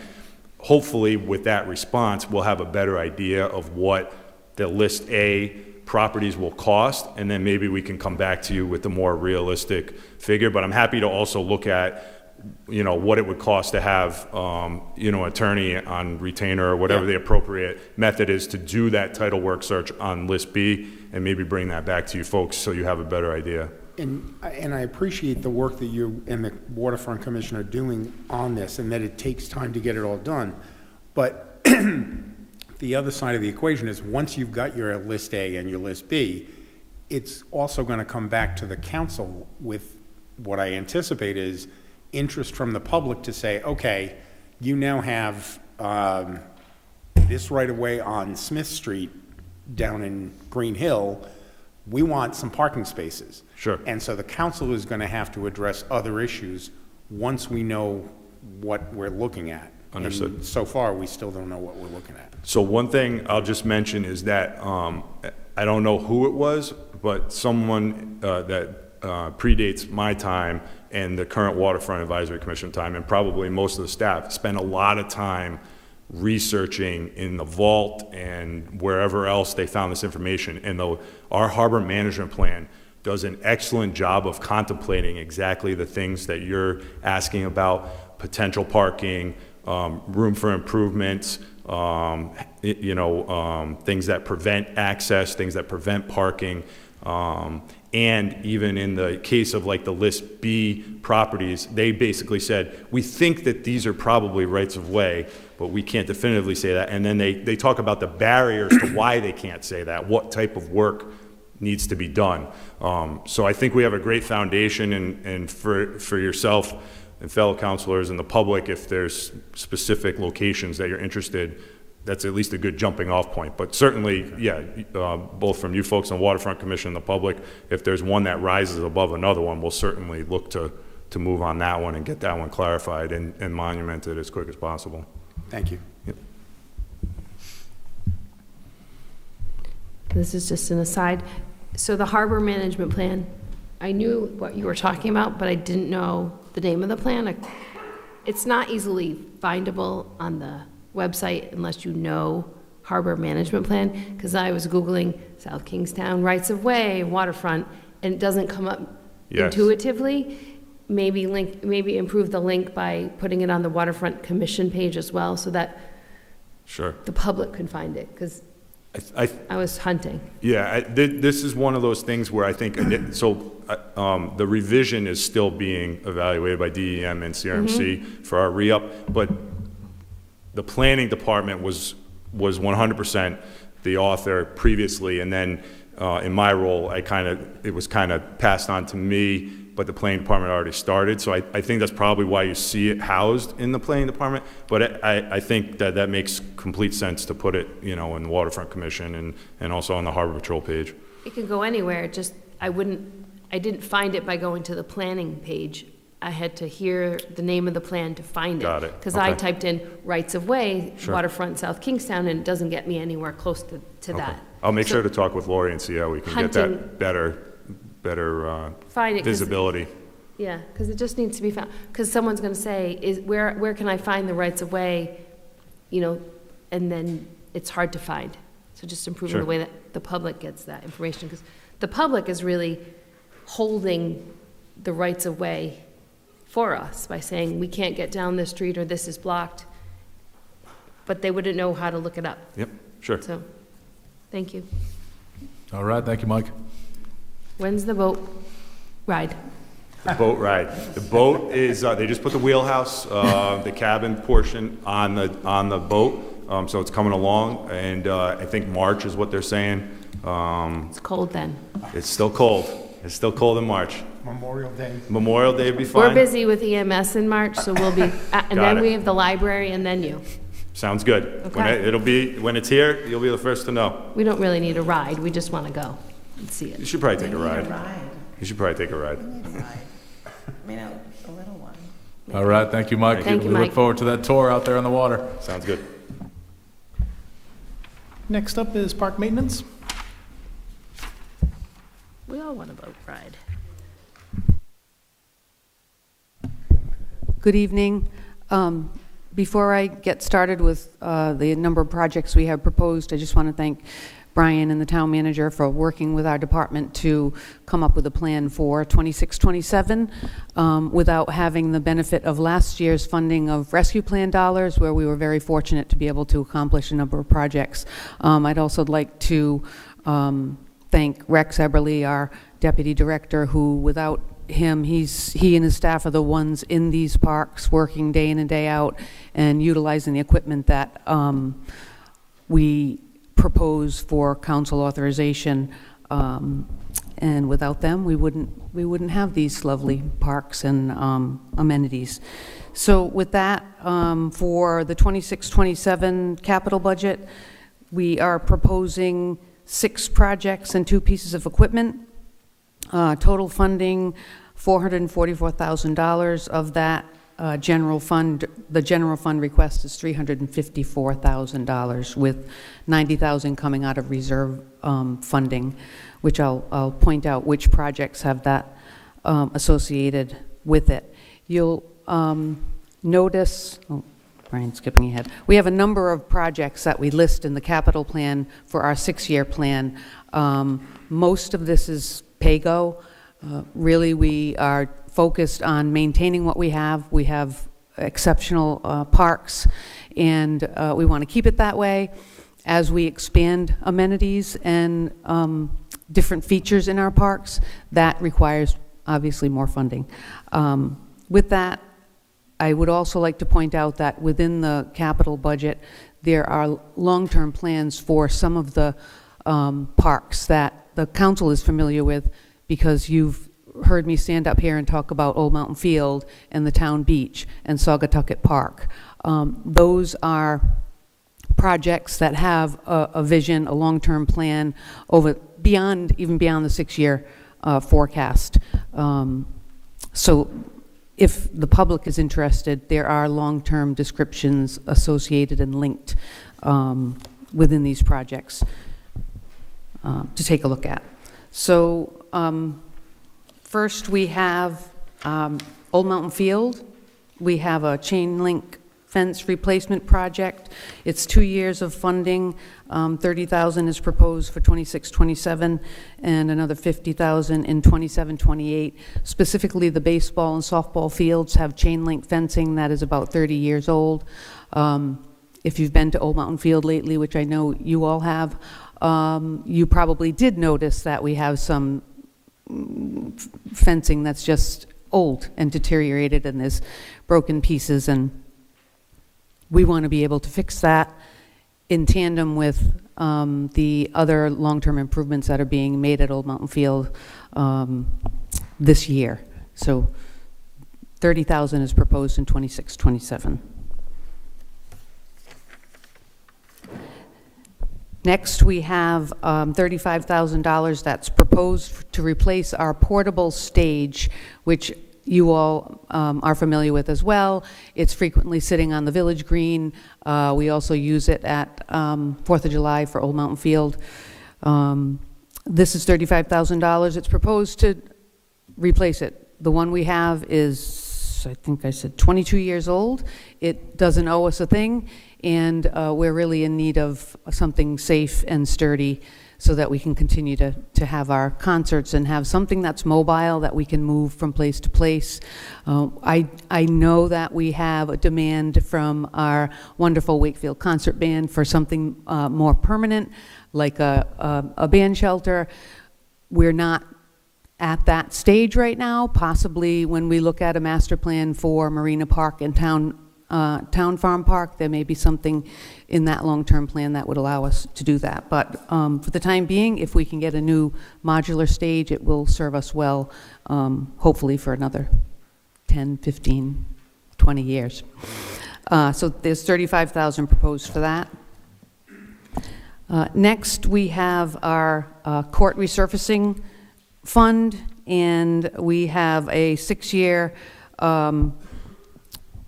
program for that with a capital cost summary of $157,000, but for 26-27 we're proposing $12,000 to resurface the basketball court at Treaty Rock Park.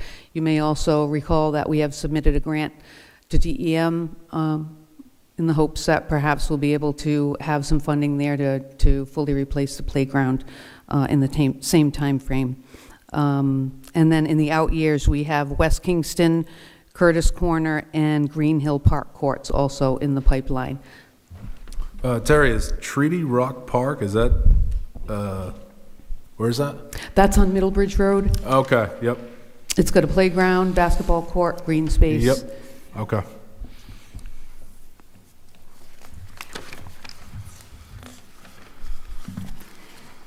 Next, we have our town beach maintenance. This again, I'll reiterate, this is a long-term project. The beach isn't going away, hopefully, and we want to do what we can to maintain it and improve it where we can.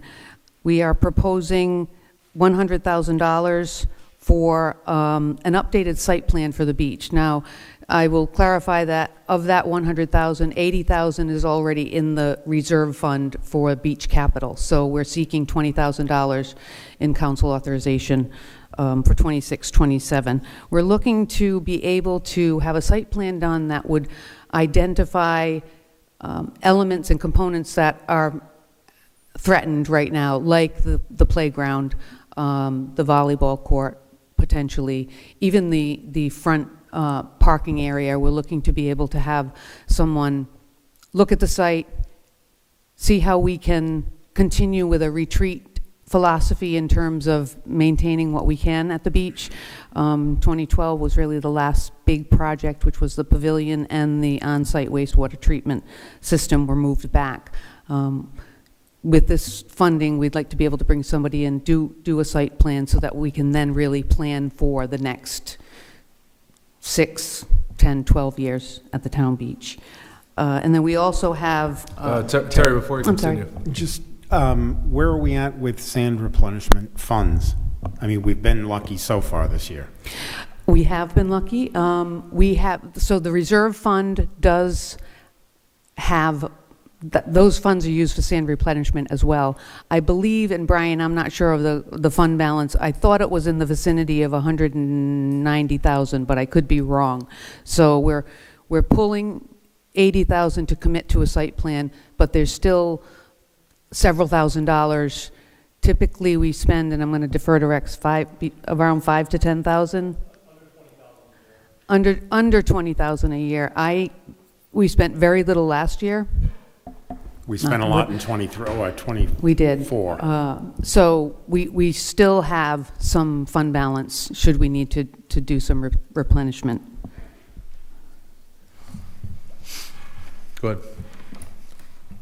So I want to ask about the splash pad. Because people talk about that all the time in the community, how they want one.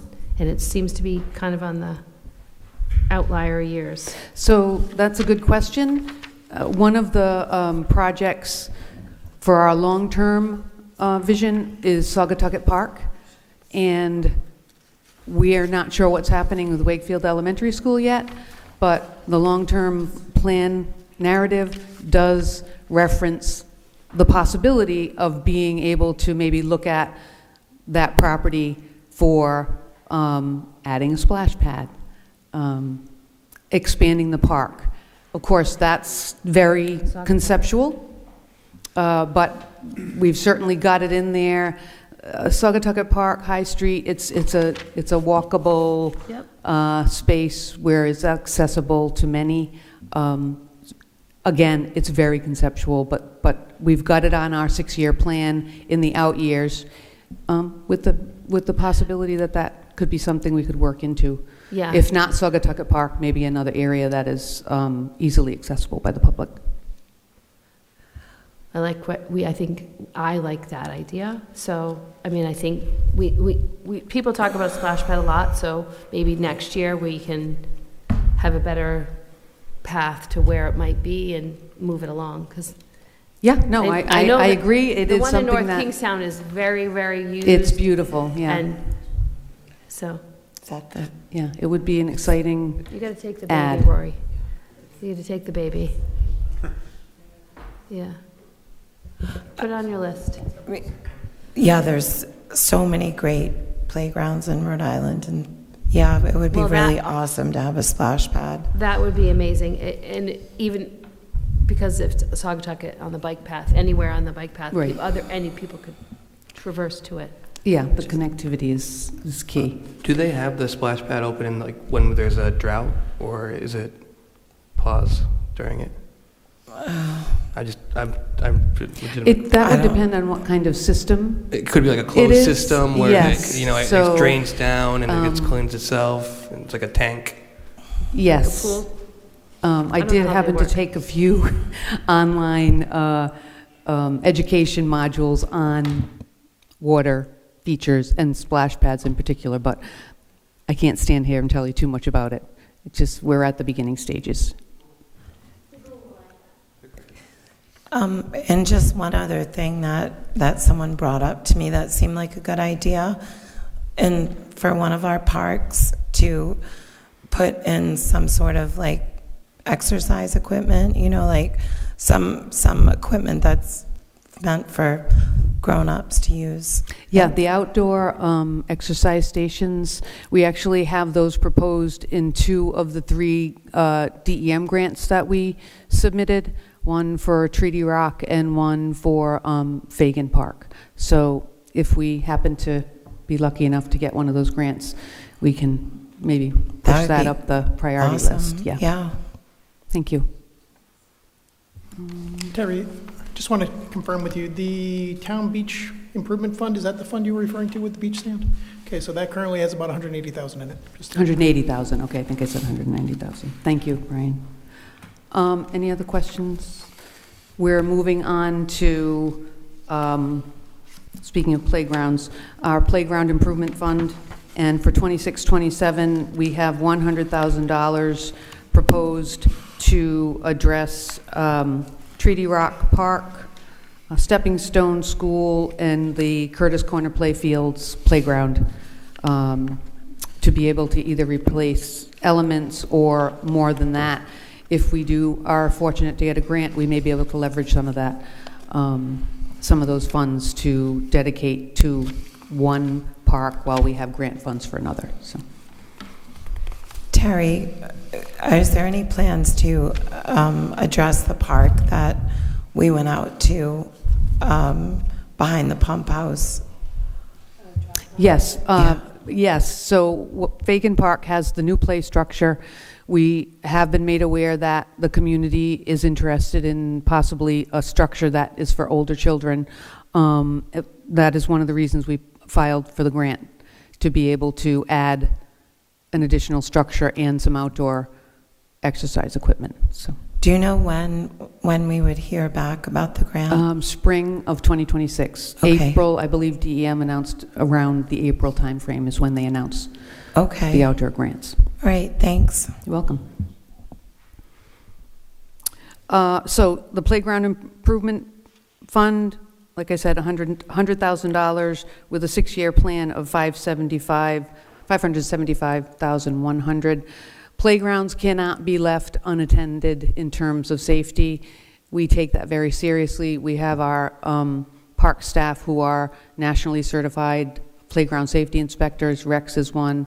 Our deputy superintendent is also an inspector. So we cannot skimp on how we maintain our playgrounds.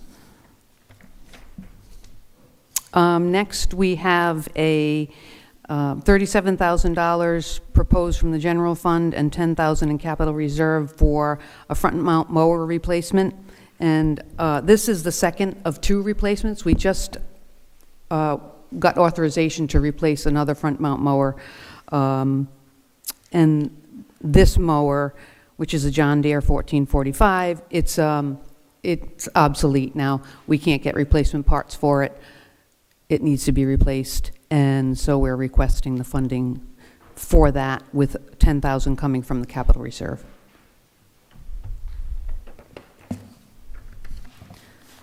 Next, we have Before we go on, can I say, this is just a big picture question. So the example of the John Deere, and you're using $10,000 from the capital reserve and $37,000 in the PAYGO, how do you figure out what you're taking from capital and what you're putting in PAYGO? Like, what's the thought process in any department? Is there a way?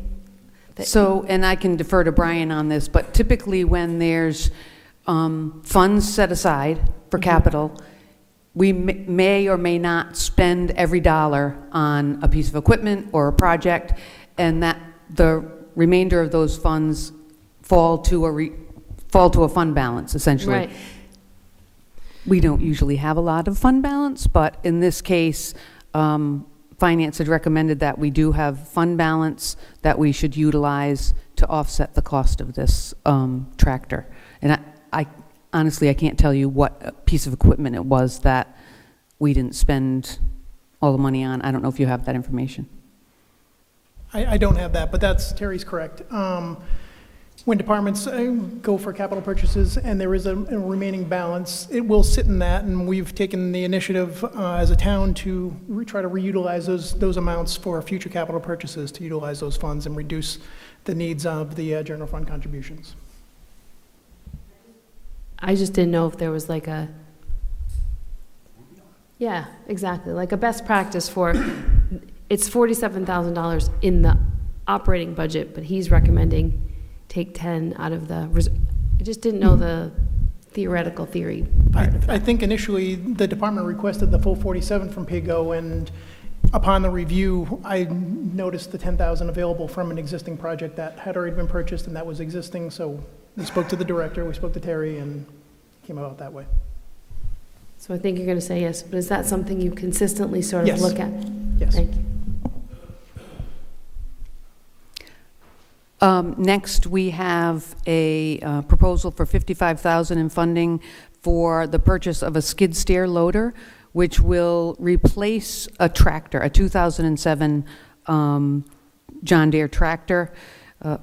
And of course, I'm not the expert, I will readily admit that, but Rex and his staff obviously have indicated that this piece of equipment will better serve the Parks Division in terms of the work that they're doing, particularly with regard to field renovations, in-house projects. The Parks Division does a lot of work in our parks that are done in-house. We have excellent staff, professional staff, that work wonders with this type of equipment. So a skid steer is preferred to replacing a tractor. We do have 2 other tractors, one for the beach rake and another one. So this loader will replace a tractor at $55,000. And then finally, we have a $65,000 proposed to replace a 3/4 ton pickup truck with a lift gate and a plow. And this is a truck that's pretty badly rusted out. And this will be I think it's our third go-around with requests to replace this vehicle. It's a 2015, so it'll be 12 years old by the time we replace it. It's heavily used day-to-day maintenance and winter, spring, summer, fall. I'm sorry? It's not very good looking, but it gets the job done for now. We're on that borderline of, do we invest more money in it or cut it, and we need to cut it loose. And I think that's...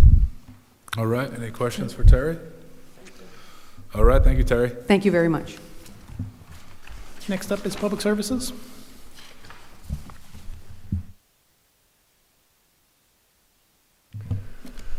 Hello. So I have a number of funds to talk about here. I guess water and wastewater are 2 of the enterprise funds, but then public services includes highway and then much of our roadway work, highway being all the equipment we purchase and all. So I'll just jump right in if that's okay. We'll start with, and this is for the 26-27 fiscal year. We'll start with roadway safety enhancement. The request is for $304,000. That would include $104,000 to be dedicated to procuring a traffic engineer, developing some design standards, and perhaps vetting specific requests. Maybe keeping depending on how funding works, but keeping the traffic engineer on as a consultant to see through requests that we get. And then $200,000 to be dedicated to low-cost safety improvements that might come up for traffic safety projects. This would be funded. This is funded through the bond that was received, and it says 2022. I believe it might have been sooner than that, but 2022. So the money's there. It's available. It's held in the public services funds, and we'd like to use it for those purposes. If there's no questions, I'll move on. But so medium dump truck, this is the second year of funding, and this year the request is for $165,000. There's $100,000 in capital reserve. We'd like to purchase that this coming year.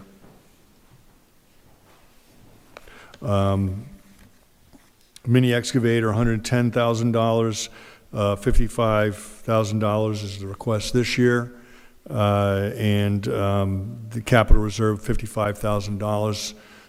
We'd like to also make that purchase this coming year. Presently, Highway has been using the water department's mini excavator. It gets a little clumsy when both departments need the equipment. Also trailering it around and keeping it in different places has been a little difficult. So we'd like to go ahead and get Highway their own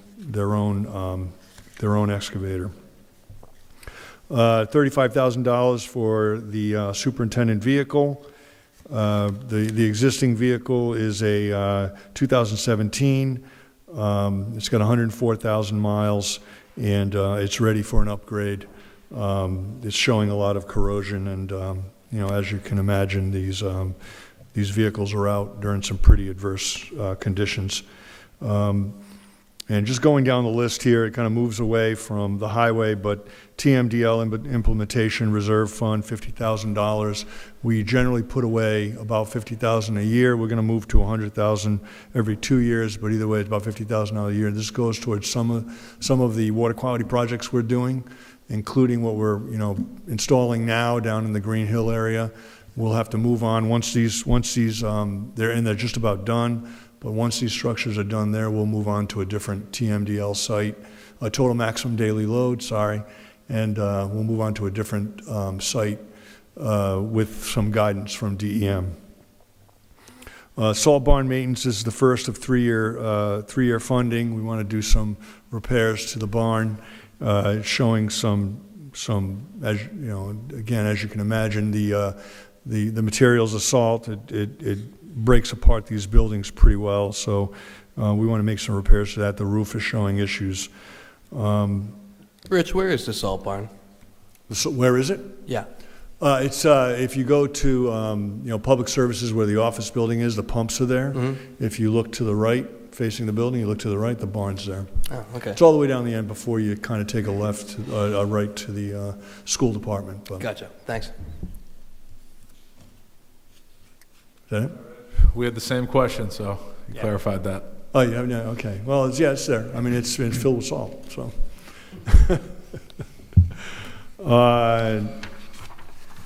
Roadside mower, our goal has always been to have 3 mowers in operation, or at least ready to go, so that when we have the person power, we can go ahead and have 3 running.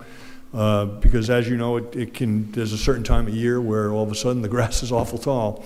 And in recent years, we've had really 1. We did purchase another one. As that thing was arriving, somebody ran into our other operating mower and destroyed it. So what we want to do is go ahead and get one back into the cycle. We have a second one that we can get back running again. We're okay with that. So we really kind of have 2. But we'd like to get a third so that we can always have 2 very good mowers going at any particular time. So that'll be the first of a 3-year funding cycle. 1-ton pickup truck, a lot of the same issues you'll see with the supervisor's vehicle. And I'd like to tell you what the year is on that one. It's a 2017, and it's an F350. It's showing a lot of wear, and again, these are used. This particular truck is being used for salting operations, for everything. So it's in need of replacement, and we'd like to go ahead and do that this coming year with a $75,000 with an approval on a $75,000 cost. So as far as road maintenance goes, or road paving, we're looking at doing just a section of Gravel Hill Road. Gravel Hill Road is a very long road. It's about 1.5 miles, and this would get us about half of that. So I think I noted in here, pole number 24. I mean, it's the best way we can locate it, but no, it's about half that section of road. Now, I put that in there, but I'd like to just offer the caveat that perhaps we are in the final stages of a pavement management plan. If you remember, Beta Engineering is working on that. In fact, we're meeting with them, I think, on Friday to go over a lot of their data that they've collected. And once they formulate that into plan, so we'll have a little better understanding, and I think better data on how we manage our pavement funding. And I think, so I'd like to say Gravel Hill Road at this point, but I just want to caution that could change depending on what comes out of that. And then finally, dams and bridges, we like to put away about $20,000. I will have some repairs to make to the Silver Lake Bridge. That is out in engineering right now, so I don't anticipate a high cost on that. So I think that the reserve funding there, the 170 or so that we have in funding, should be enough to cover that, and that's what I'd like to use for that. But every year we like to put away about $20,000 for that purpose. Any questions? Rich, before we move on. Yes, sir. On page 57, the Saugatucket culvert replacement, you got that down for 1.3 in 31, 32. Can you just walk us through why it's the out years? Yeah, and so there are two. There's that one. There's also the sidewalk on Kersey Road there that we pushed out. Those are things that we'd like to get done now, but we really kind of have to look for funding for those things, for those two items. Saugatucket requires, we believe, I think I was here, I talked about what those estimates were and where we wanted to go with that. You know, it was really an additional $1 million. We have about $1 million, but we're going to need another $1 million in order to get that work done. That project includes widening Saugatucket Road and elevating it out of the floodplain. And so we pushed it out. It was, you know, the thought internally was to push it out to a later year, just so it's on the map. And then if we can procure some funding, then we'll reevaluate how or when that happens. So. Thank you. Okay.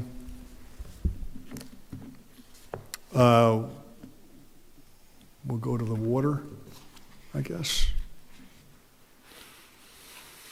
So Water Enterprise Fund,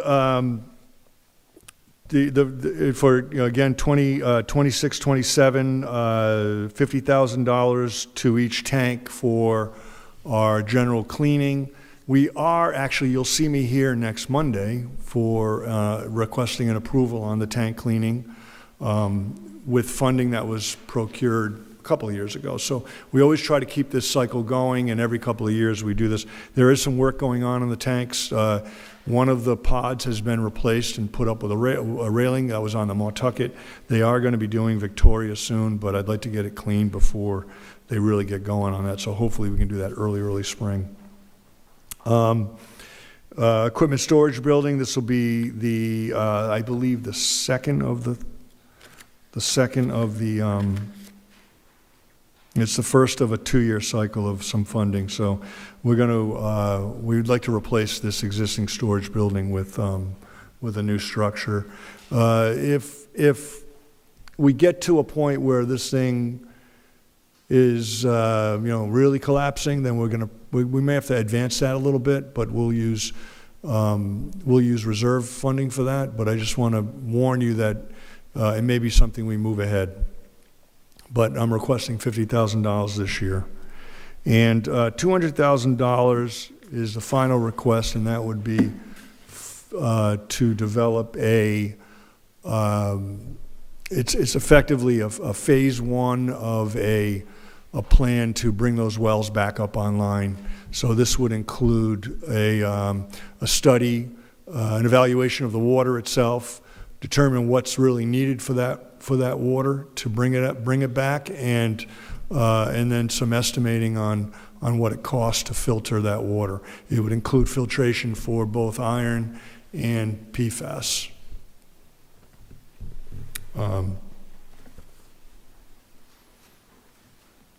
Any questions on that? We can keep moving along, Rich. Okay, wastewater. I'll make it quick. $30,000 dedicated to, this is for the 26, 27. You know, and you'll notice that wastewater, it changes every year depending on what's going on at wastewater and what equipment is needing repair. But this year, outfall diffusers is something we do every few years. We actually go out, we hire a dive group. They'll go and dive the outfall that's out off of Monahan's dock, and they will just check it for its integrity. This is required as part of our permitting. $200,000 dedicated to the interceptor repairs. We did a study, actually more than that, specs, bid docs, everything's ready to go, and it's a linear foot bid item, the way it's structured. And this would be to look at the interceptor, and this would be the sewer line going from Upper College Road at URI all the way to the Silver Lake. And what we can do is we can video this line as part of this project, and we'll do, again, a per linear foot bid, and they will repair as they move along. And this will help the I&I, or the infiltration of water into our system. That's what we're looking to do, is to reduce the I&I. So we'd like to get that going. This will be good. This will be good money to get us going. and at least get that underway. Aeration panels maintenance, $70,000. These are the aerators that are at the treatment plant. We do this every few years. We save a little bit of money by, our guys are pretty good about, they're able to install these themselves, and we only repair a certain chamber at a time. We don't do them all at once. We do some at a time, so it reduces the cost, but every few years we do the same thing. Doors and frames at both the Kingston Pump Station and the Silver Lake Station, they are in terrible disrepair and they need to be replaced. The chemicals and all those, and the exposure and just in general, we actually had an employee locked in because he couldn't get out because he was stuck because the door wouldn't open. So we got to get that done. AC for the wastewater facility at the second level. The break room and the conference room. It is exceptionally hot in that building at times. We did put AC in the office buildings a couple years ago. We'd like to go ahead and give the guys a break. Go ahead. Actually, this is just going back to the 200,000 for the water. Was like a study, or the feasibility study. Yeah. Will this make us more independent in our ability to deal with our own water issues? Like, will this information give us something with which we can sort of achieve equal footing with Veolia, almost? Like, is this going to be a net positive for us if we... I think what this study will do, will help you make a decision on whether we want to go all in. That's exactly what I wanted to know. And so it is Thank a step, what I would suggest is a step forward, certainly, and a step forward to, independence in effect. But remember that Middlebridge is fully dependent on Veolia source, and will never be anything different than that. So we're really only talking about the South Shore. Okay, thank you. Okay. Yes. Quick question to go back on the pavement maintenance. So I see you have Columbia Street pavement maintenance in 28, 29. That's set there because of the high school project, right? You're going to do it after the school's done? Columbia Street? Yep. Yes. Just making sure. Because we talked about that because it needs it. It's really one of our worst roads, too. Yep. And we've been waiting and waiting and waiting, but let's just wait until they're done. Okay. And I had another question, but I'm going to just hang on. I can't remember at this moment. It was about... Okay. Lost it. Rich, one of my concerns as I review all these slides, I don't see any mention of riffraff. It's buried. It's buried in. Well, and I was going to say I was going to put a muffin monster in there. Just. All right. Any other questions? All right. Thank you, Rich. All right, thank you. And next up is the Assessor's Department. I'm pinch hitting tonight. So the requested for next year in PAYGO is $95,000. Over the 5-year plan, the cost is projected to be $961,000, and the capital funding from the general fund is projected to be $563,000. This is a reserve fund for the town's revaluation processes, which are dictated by state law. Every 3 years, we'll do a reval. Over a 9-year cycle, we'll have 2 statistical revals and 1 full reval. The town is scheduled for another statistical reval again in fiscal year 27-28, and a full reval in 2030-31. All right. Thank you, Brian. Thank you. And next up is the Communications Department. They do not have any funding requested for the upcoming fiscal year. In year 2, in the 6-year plan, they do have funding requested for the Town Hall fire alarm upgrade. But again, no funding requested for FY '26, '27. Got it. Thank you, Brian. Next up is debt service. Debt service is projected currently for a borrow in fiscal year '26, '27 for the next round of bond anticipation notes or bands of $65,000, which would result in the band's issuance in fiscal year '26, '27 of $120,000, because $55,000 was issued in the current year. That will be. Brian, just to sort of correct the record, 55 million, 120 million. So Sorry, just did I sort say of- 1,000? Sorry. Yes, correct. Thank you, Council President. 55 million was issued in the current year for construction on year one of the high school, and is projected right now for 65 million for year two. Combined, the bands for next year would be 120 million. We have a projection received from our financial advisors. Now, the bands, they operate off of really where the market is. So as the market goes down, will be helping our rates. When we actually issue the bond itself, that is going off of our market credibility mainly. Obviously, the market as well, but that is our market credibility and how we are rated. But in terms of the bands, I don't know if you recall, but our effective rate, because we received the premium, the effective rate for the bands that we issued last year, the 55 million, was about 3.14%. They're projecting for FY '27 our rate at 2.55%.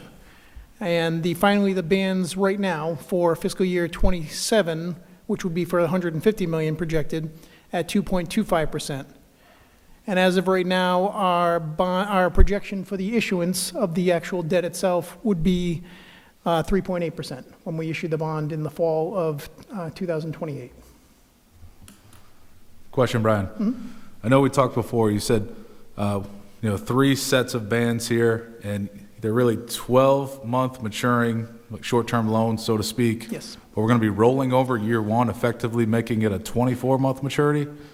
It'll be that portion of the second year. So that portion of the 120 million, the 55 million will be for 2 years, yes. But that rate that you said is sort of highest in the first year, gets a little lower, second year gets lower in the third Yes. year. The rate is following the market trends, and these are based on the projections we're getting from our financial advisors, yes.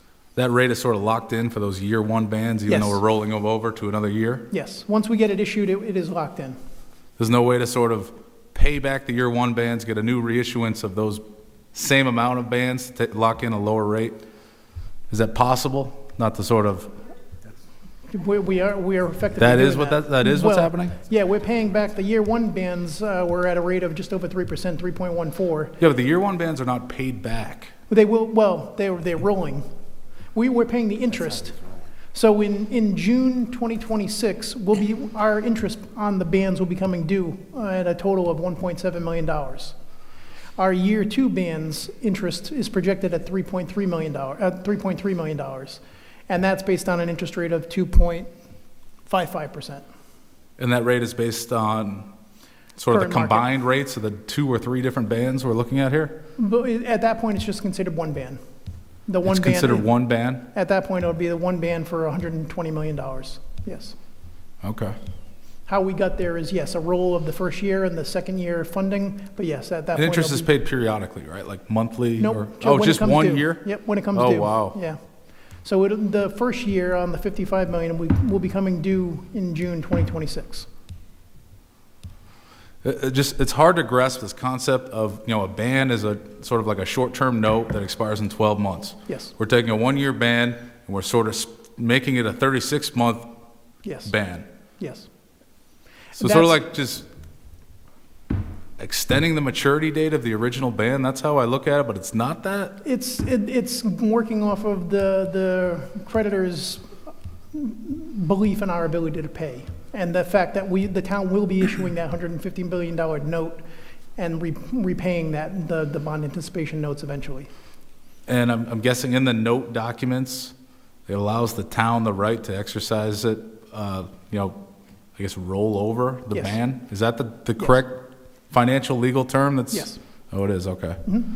And what that effectively means is extend the maturity date of the due date of the ban, or no? No, because they're treated as each one individual. So the first one is 55 for 1 year. The next one, though we're rolling it, will be 1 year for 120 million. So at that point, it's considered a 1 year at 120 million.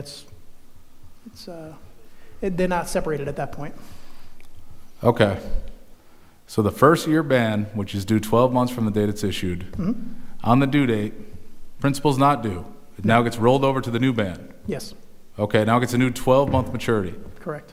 At the end of that 12 months, we We'll pay now the take on a interest. new ban, and it all gets merged together, and it's due Yep. whatever period of time from then. Yes. So likely. But in June 2026, we'll pay the interest for the bans from the current year and roll in the bans for the next forward for 120 million. The following June 2027, we'll issue 150 million and we'll pay the interest back on the next year's bans, which is projected at 3.3 million. Then that would be in June 2027.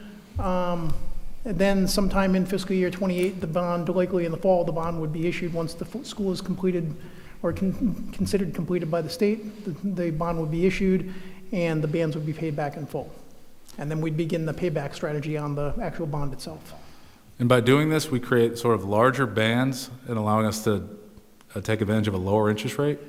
That, and it allows us to pay for the funding, because until the ban, we can't issue the bonds Yeah, it's like until- temporary financing Yes. before we issue the bonds. Yes. I get that. So it twofold is it allows us funding, we don't have funding, a funding mechanism to pay for the construction process without the bond anticipation notes. And also, it allows us that gradual increase on the debt service payment, so that gradual increase on the levy, on the impact of the town, rather than having one shot all at once, we have to pay, like, to roll in this debt. We're now gradually doing it. Gotcha. Good. Did you say that you're anticipating that the rate on the bond, once it's issued, is 3.8? That's right now, our advisors noted, took some notes. We are projecting a rate right now for the issuance of 3.8%. That's 20-year. And what our advisor does is he looks at comparable communities that have issued within the last 6 months, and they've ranged between 3.75 and 3.9%. Does our credit rating, like we went through with Moody's, Yes. make a difference in that? Yes, absolutely. So is it possible that it could eventually come in at less than 3.8? That's probably considering, the communities he's comparing us to are like communities. So. Are like communities Yes, similar yes, to us? Yes, Okay. But our debt will be issued at a later date, yes, so it's a at a projection. potential time when rates have come down. Right, or up, but yes, Well, there's yeah, speculation right now that the Yes. Fed's going to reduce rates again in March. absolutely. They're gonna- We're a few years out, so you never know, but Yeah, yes, yeah, absolutely. well, that's true. Yeah. And the last thing I read was they're going to hold in January and reduce in March. Yes. Okay. Is that why you have 2.55 for the second band? That's what was provided. I'm sorry, actually, no, 2.55 for June 2026, and projected at 2.25 for June 2027. Because those are one-year notes. Yes. Yeah. Okay. Thank you. All right. Good job, Brian. Thank you. We went through, and this is, again, this slide went into this a little more, and I think it's noted here where we're projecting again, here's the 2.55% on the rate, and just some additional information on that we just actually talked about, so I won't repeat myself, but worth noting. Brian, before we Yes. continue on. Yeah. One other question back to the issuance of the bond. Are we going to go through another session with Moody's evaluating our creditworthiness Yes. before the bond is issued? We will go through it for every issuance of the bond anticipation notes and the bond issuance. Okay. Yes. Thanks. Good. So the next slide 86. Yeah.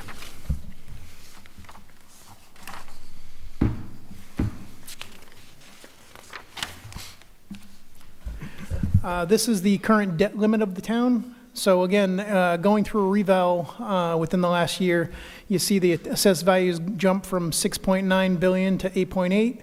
So you're seeing the available debt limit climb from 208 million to 260, almost 265 million. And our amount available under the debt limit currently was 206 million, and now that's climbing to amount under the debt limit of just under 264 million. And again, our debt obligations as a percentage of assessed value is very low at 0.13%. We went through this at the budget kickoff meeting, but again, pertinent to the topic. So again, on the fiscal year 26, you see total debt outstanding just under $11 million. That's going to be, the top portion of the page is the existing debt. That's going to be dropping almost in half from just under 12 million to 6.5 million over the 6-year plan.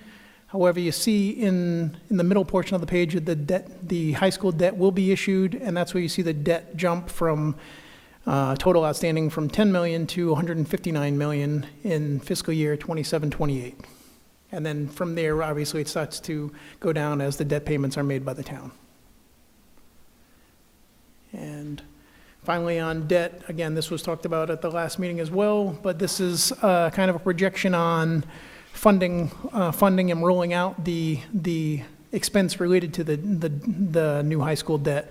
And this is where we're seeing, we're projecting a gradual rollout of no more than, I think the high water mark is projected right now at 965,000 in fiscal year 27-28, but the goal was to keep that property tax need increase each year over year, under $1 million, which should equate to about 1.5% on the levy. So we're trying to level that increase on an annual basis and contain the increase on an annual basis. And finally, the school department. This was touched on in the first slide. I'm not going to cover too much on the top portion. That's going to be touched on tomorrow night. But that's a summary of the projects for the school department. You see between school buildings, roof projects, and HVAC, which are really all their facilities, that's coming out to about 26 million of their 33.6 million that they're requesting. So there's a brief summary of their projects, but they'll get into that a little more tomorrow night.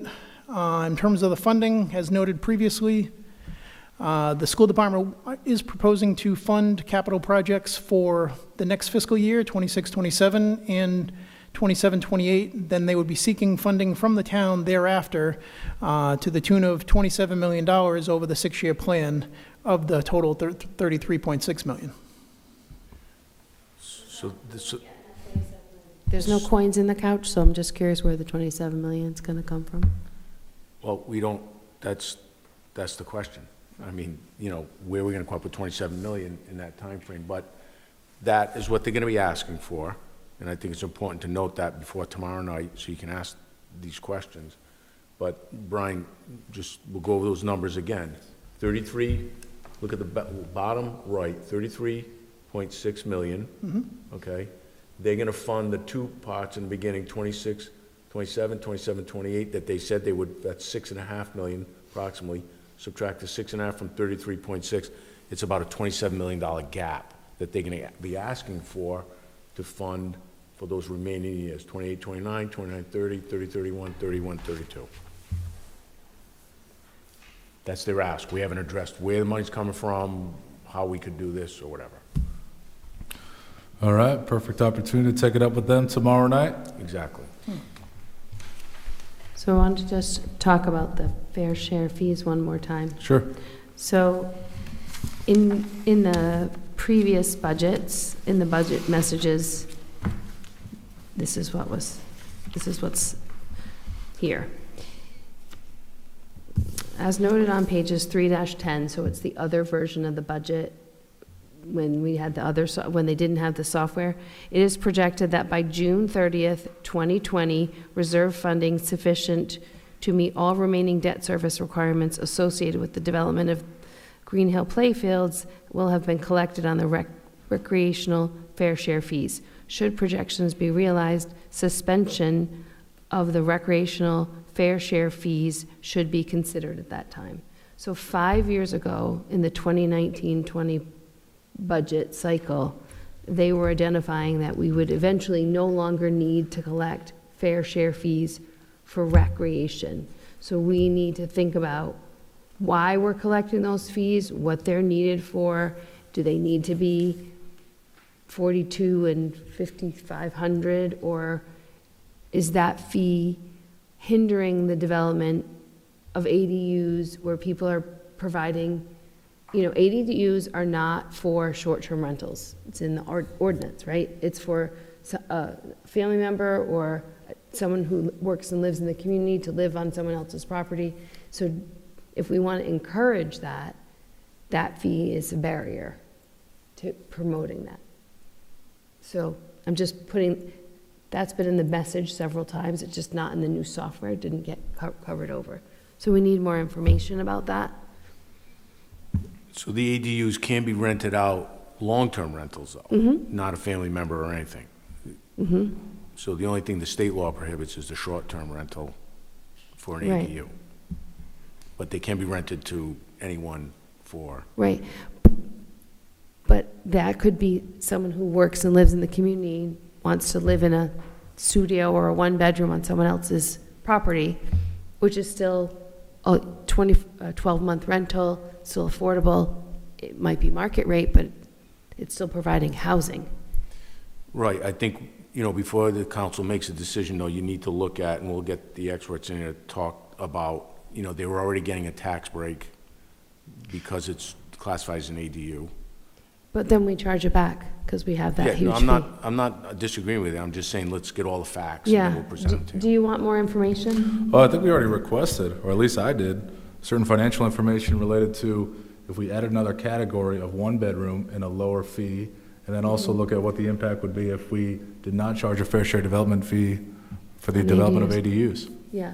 Is that for Monday, Brian? I mean, because Probably when we get another look at the CIP, you can have that for us?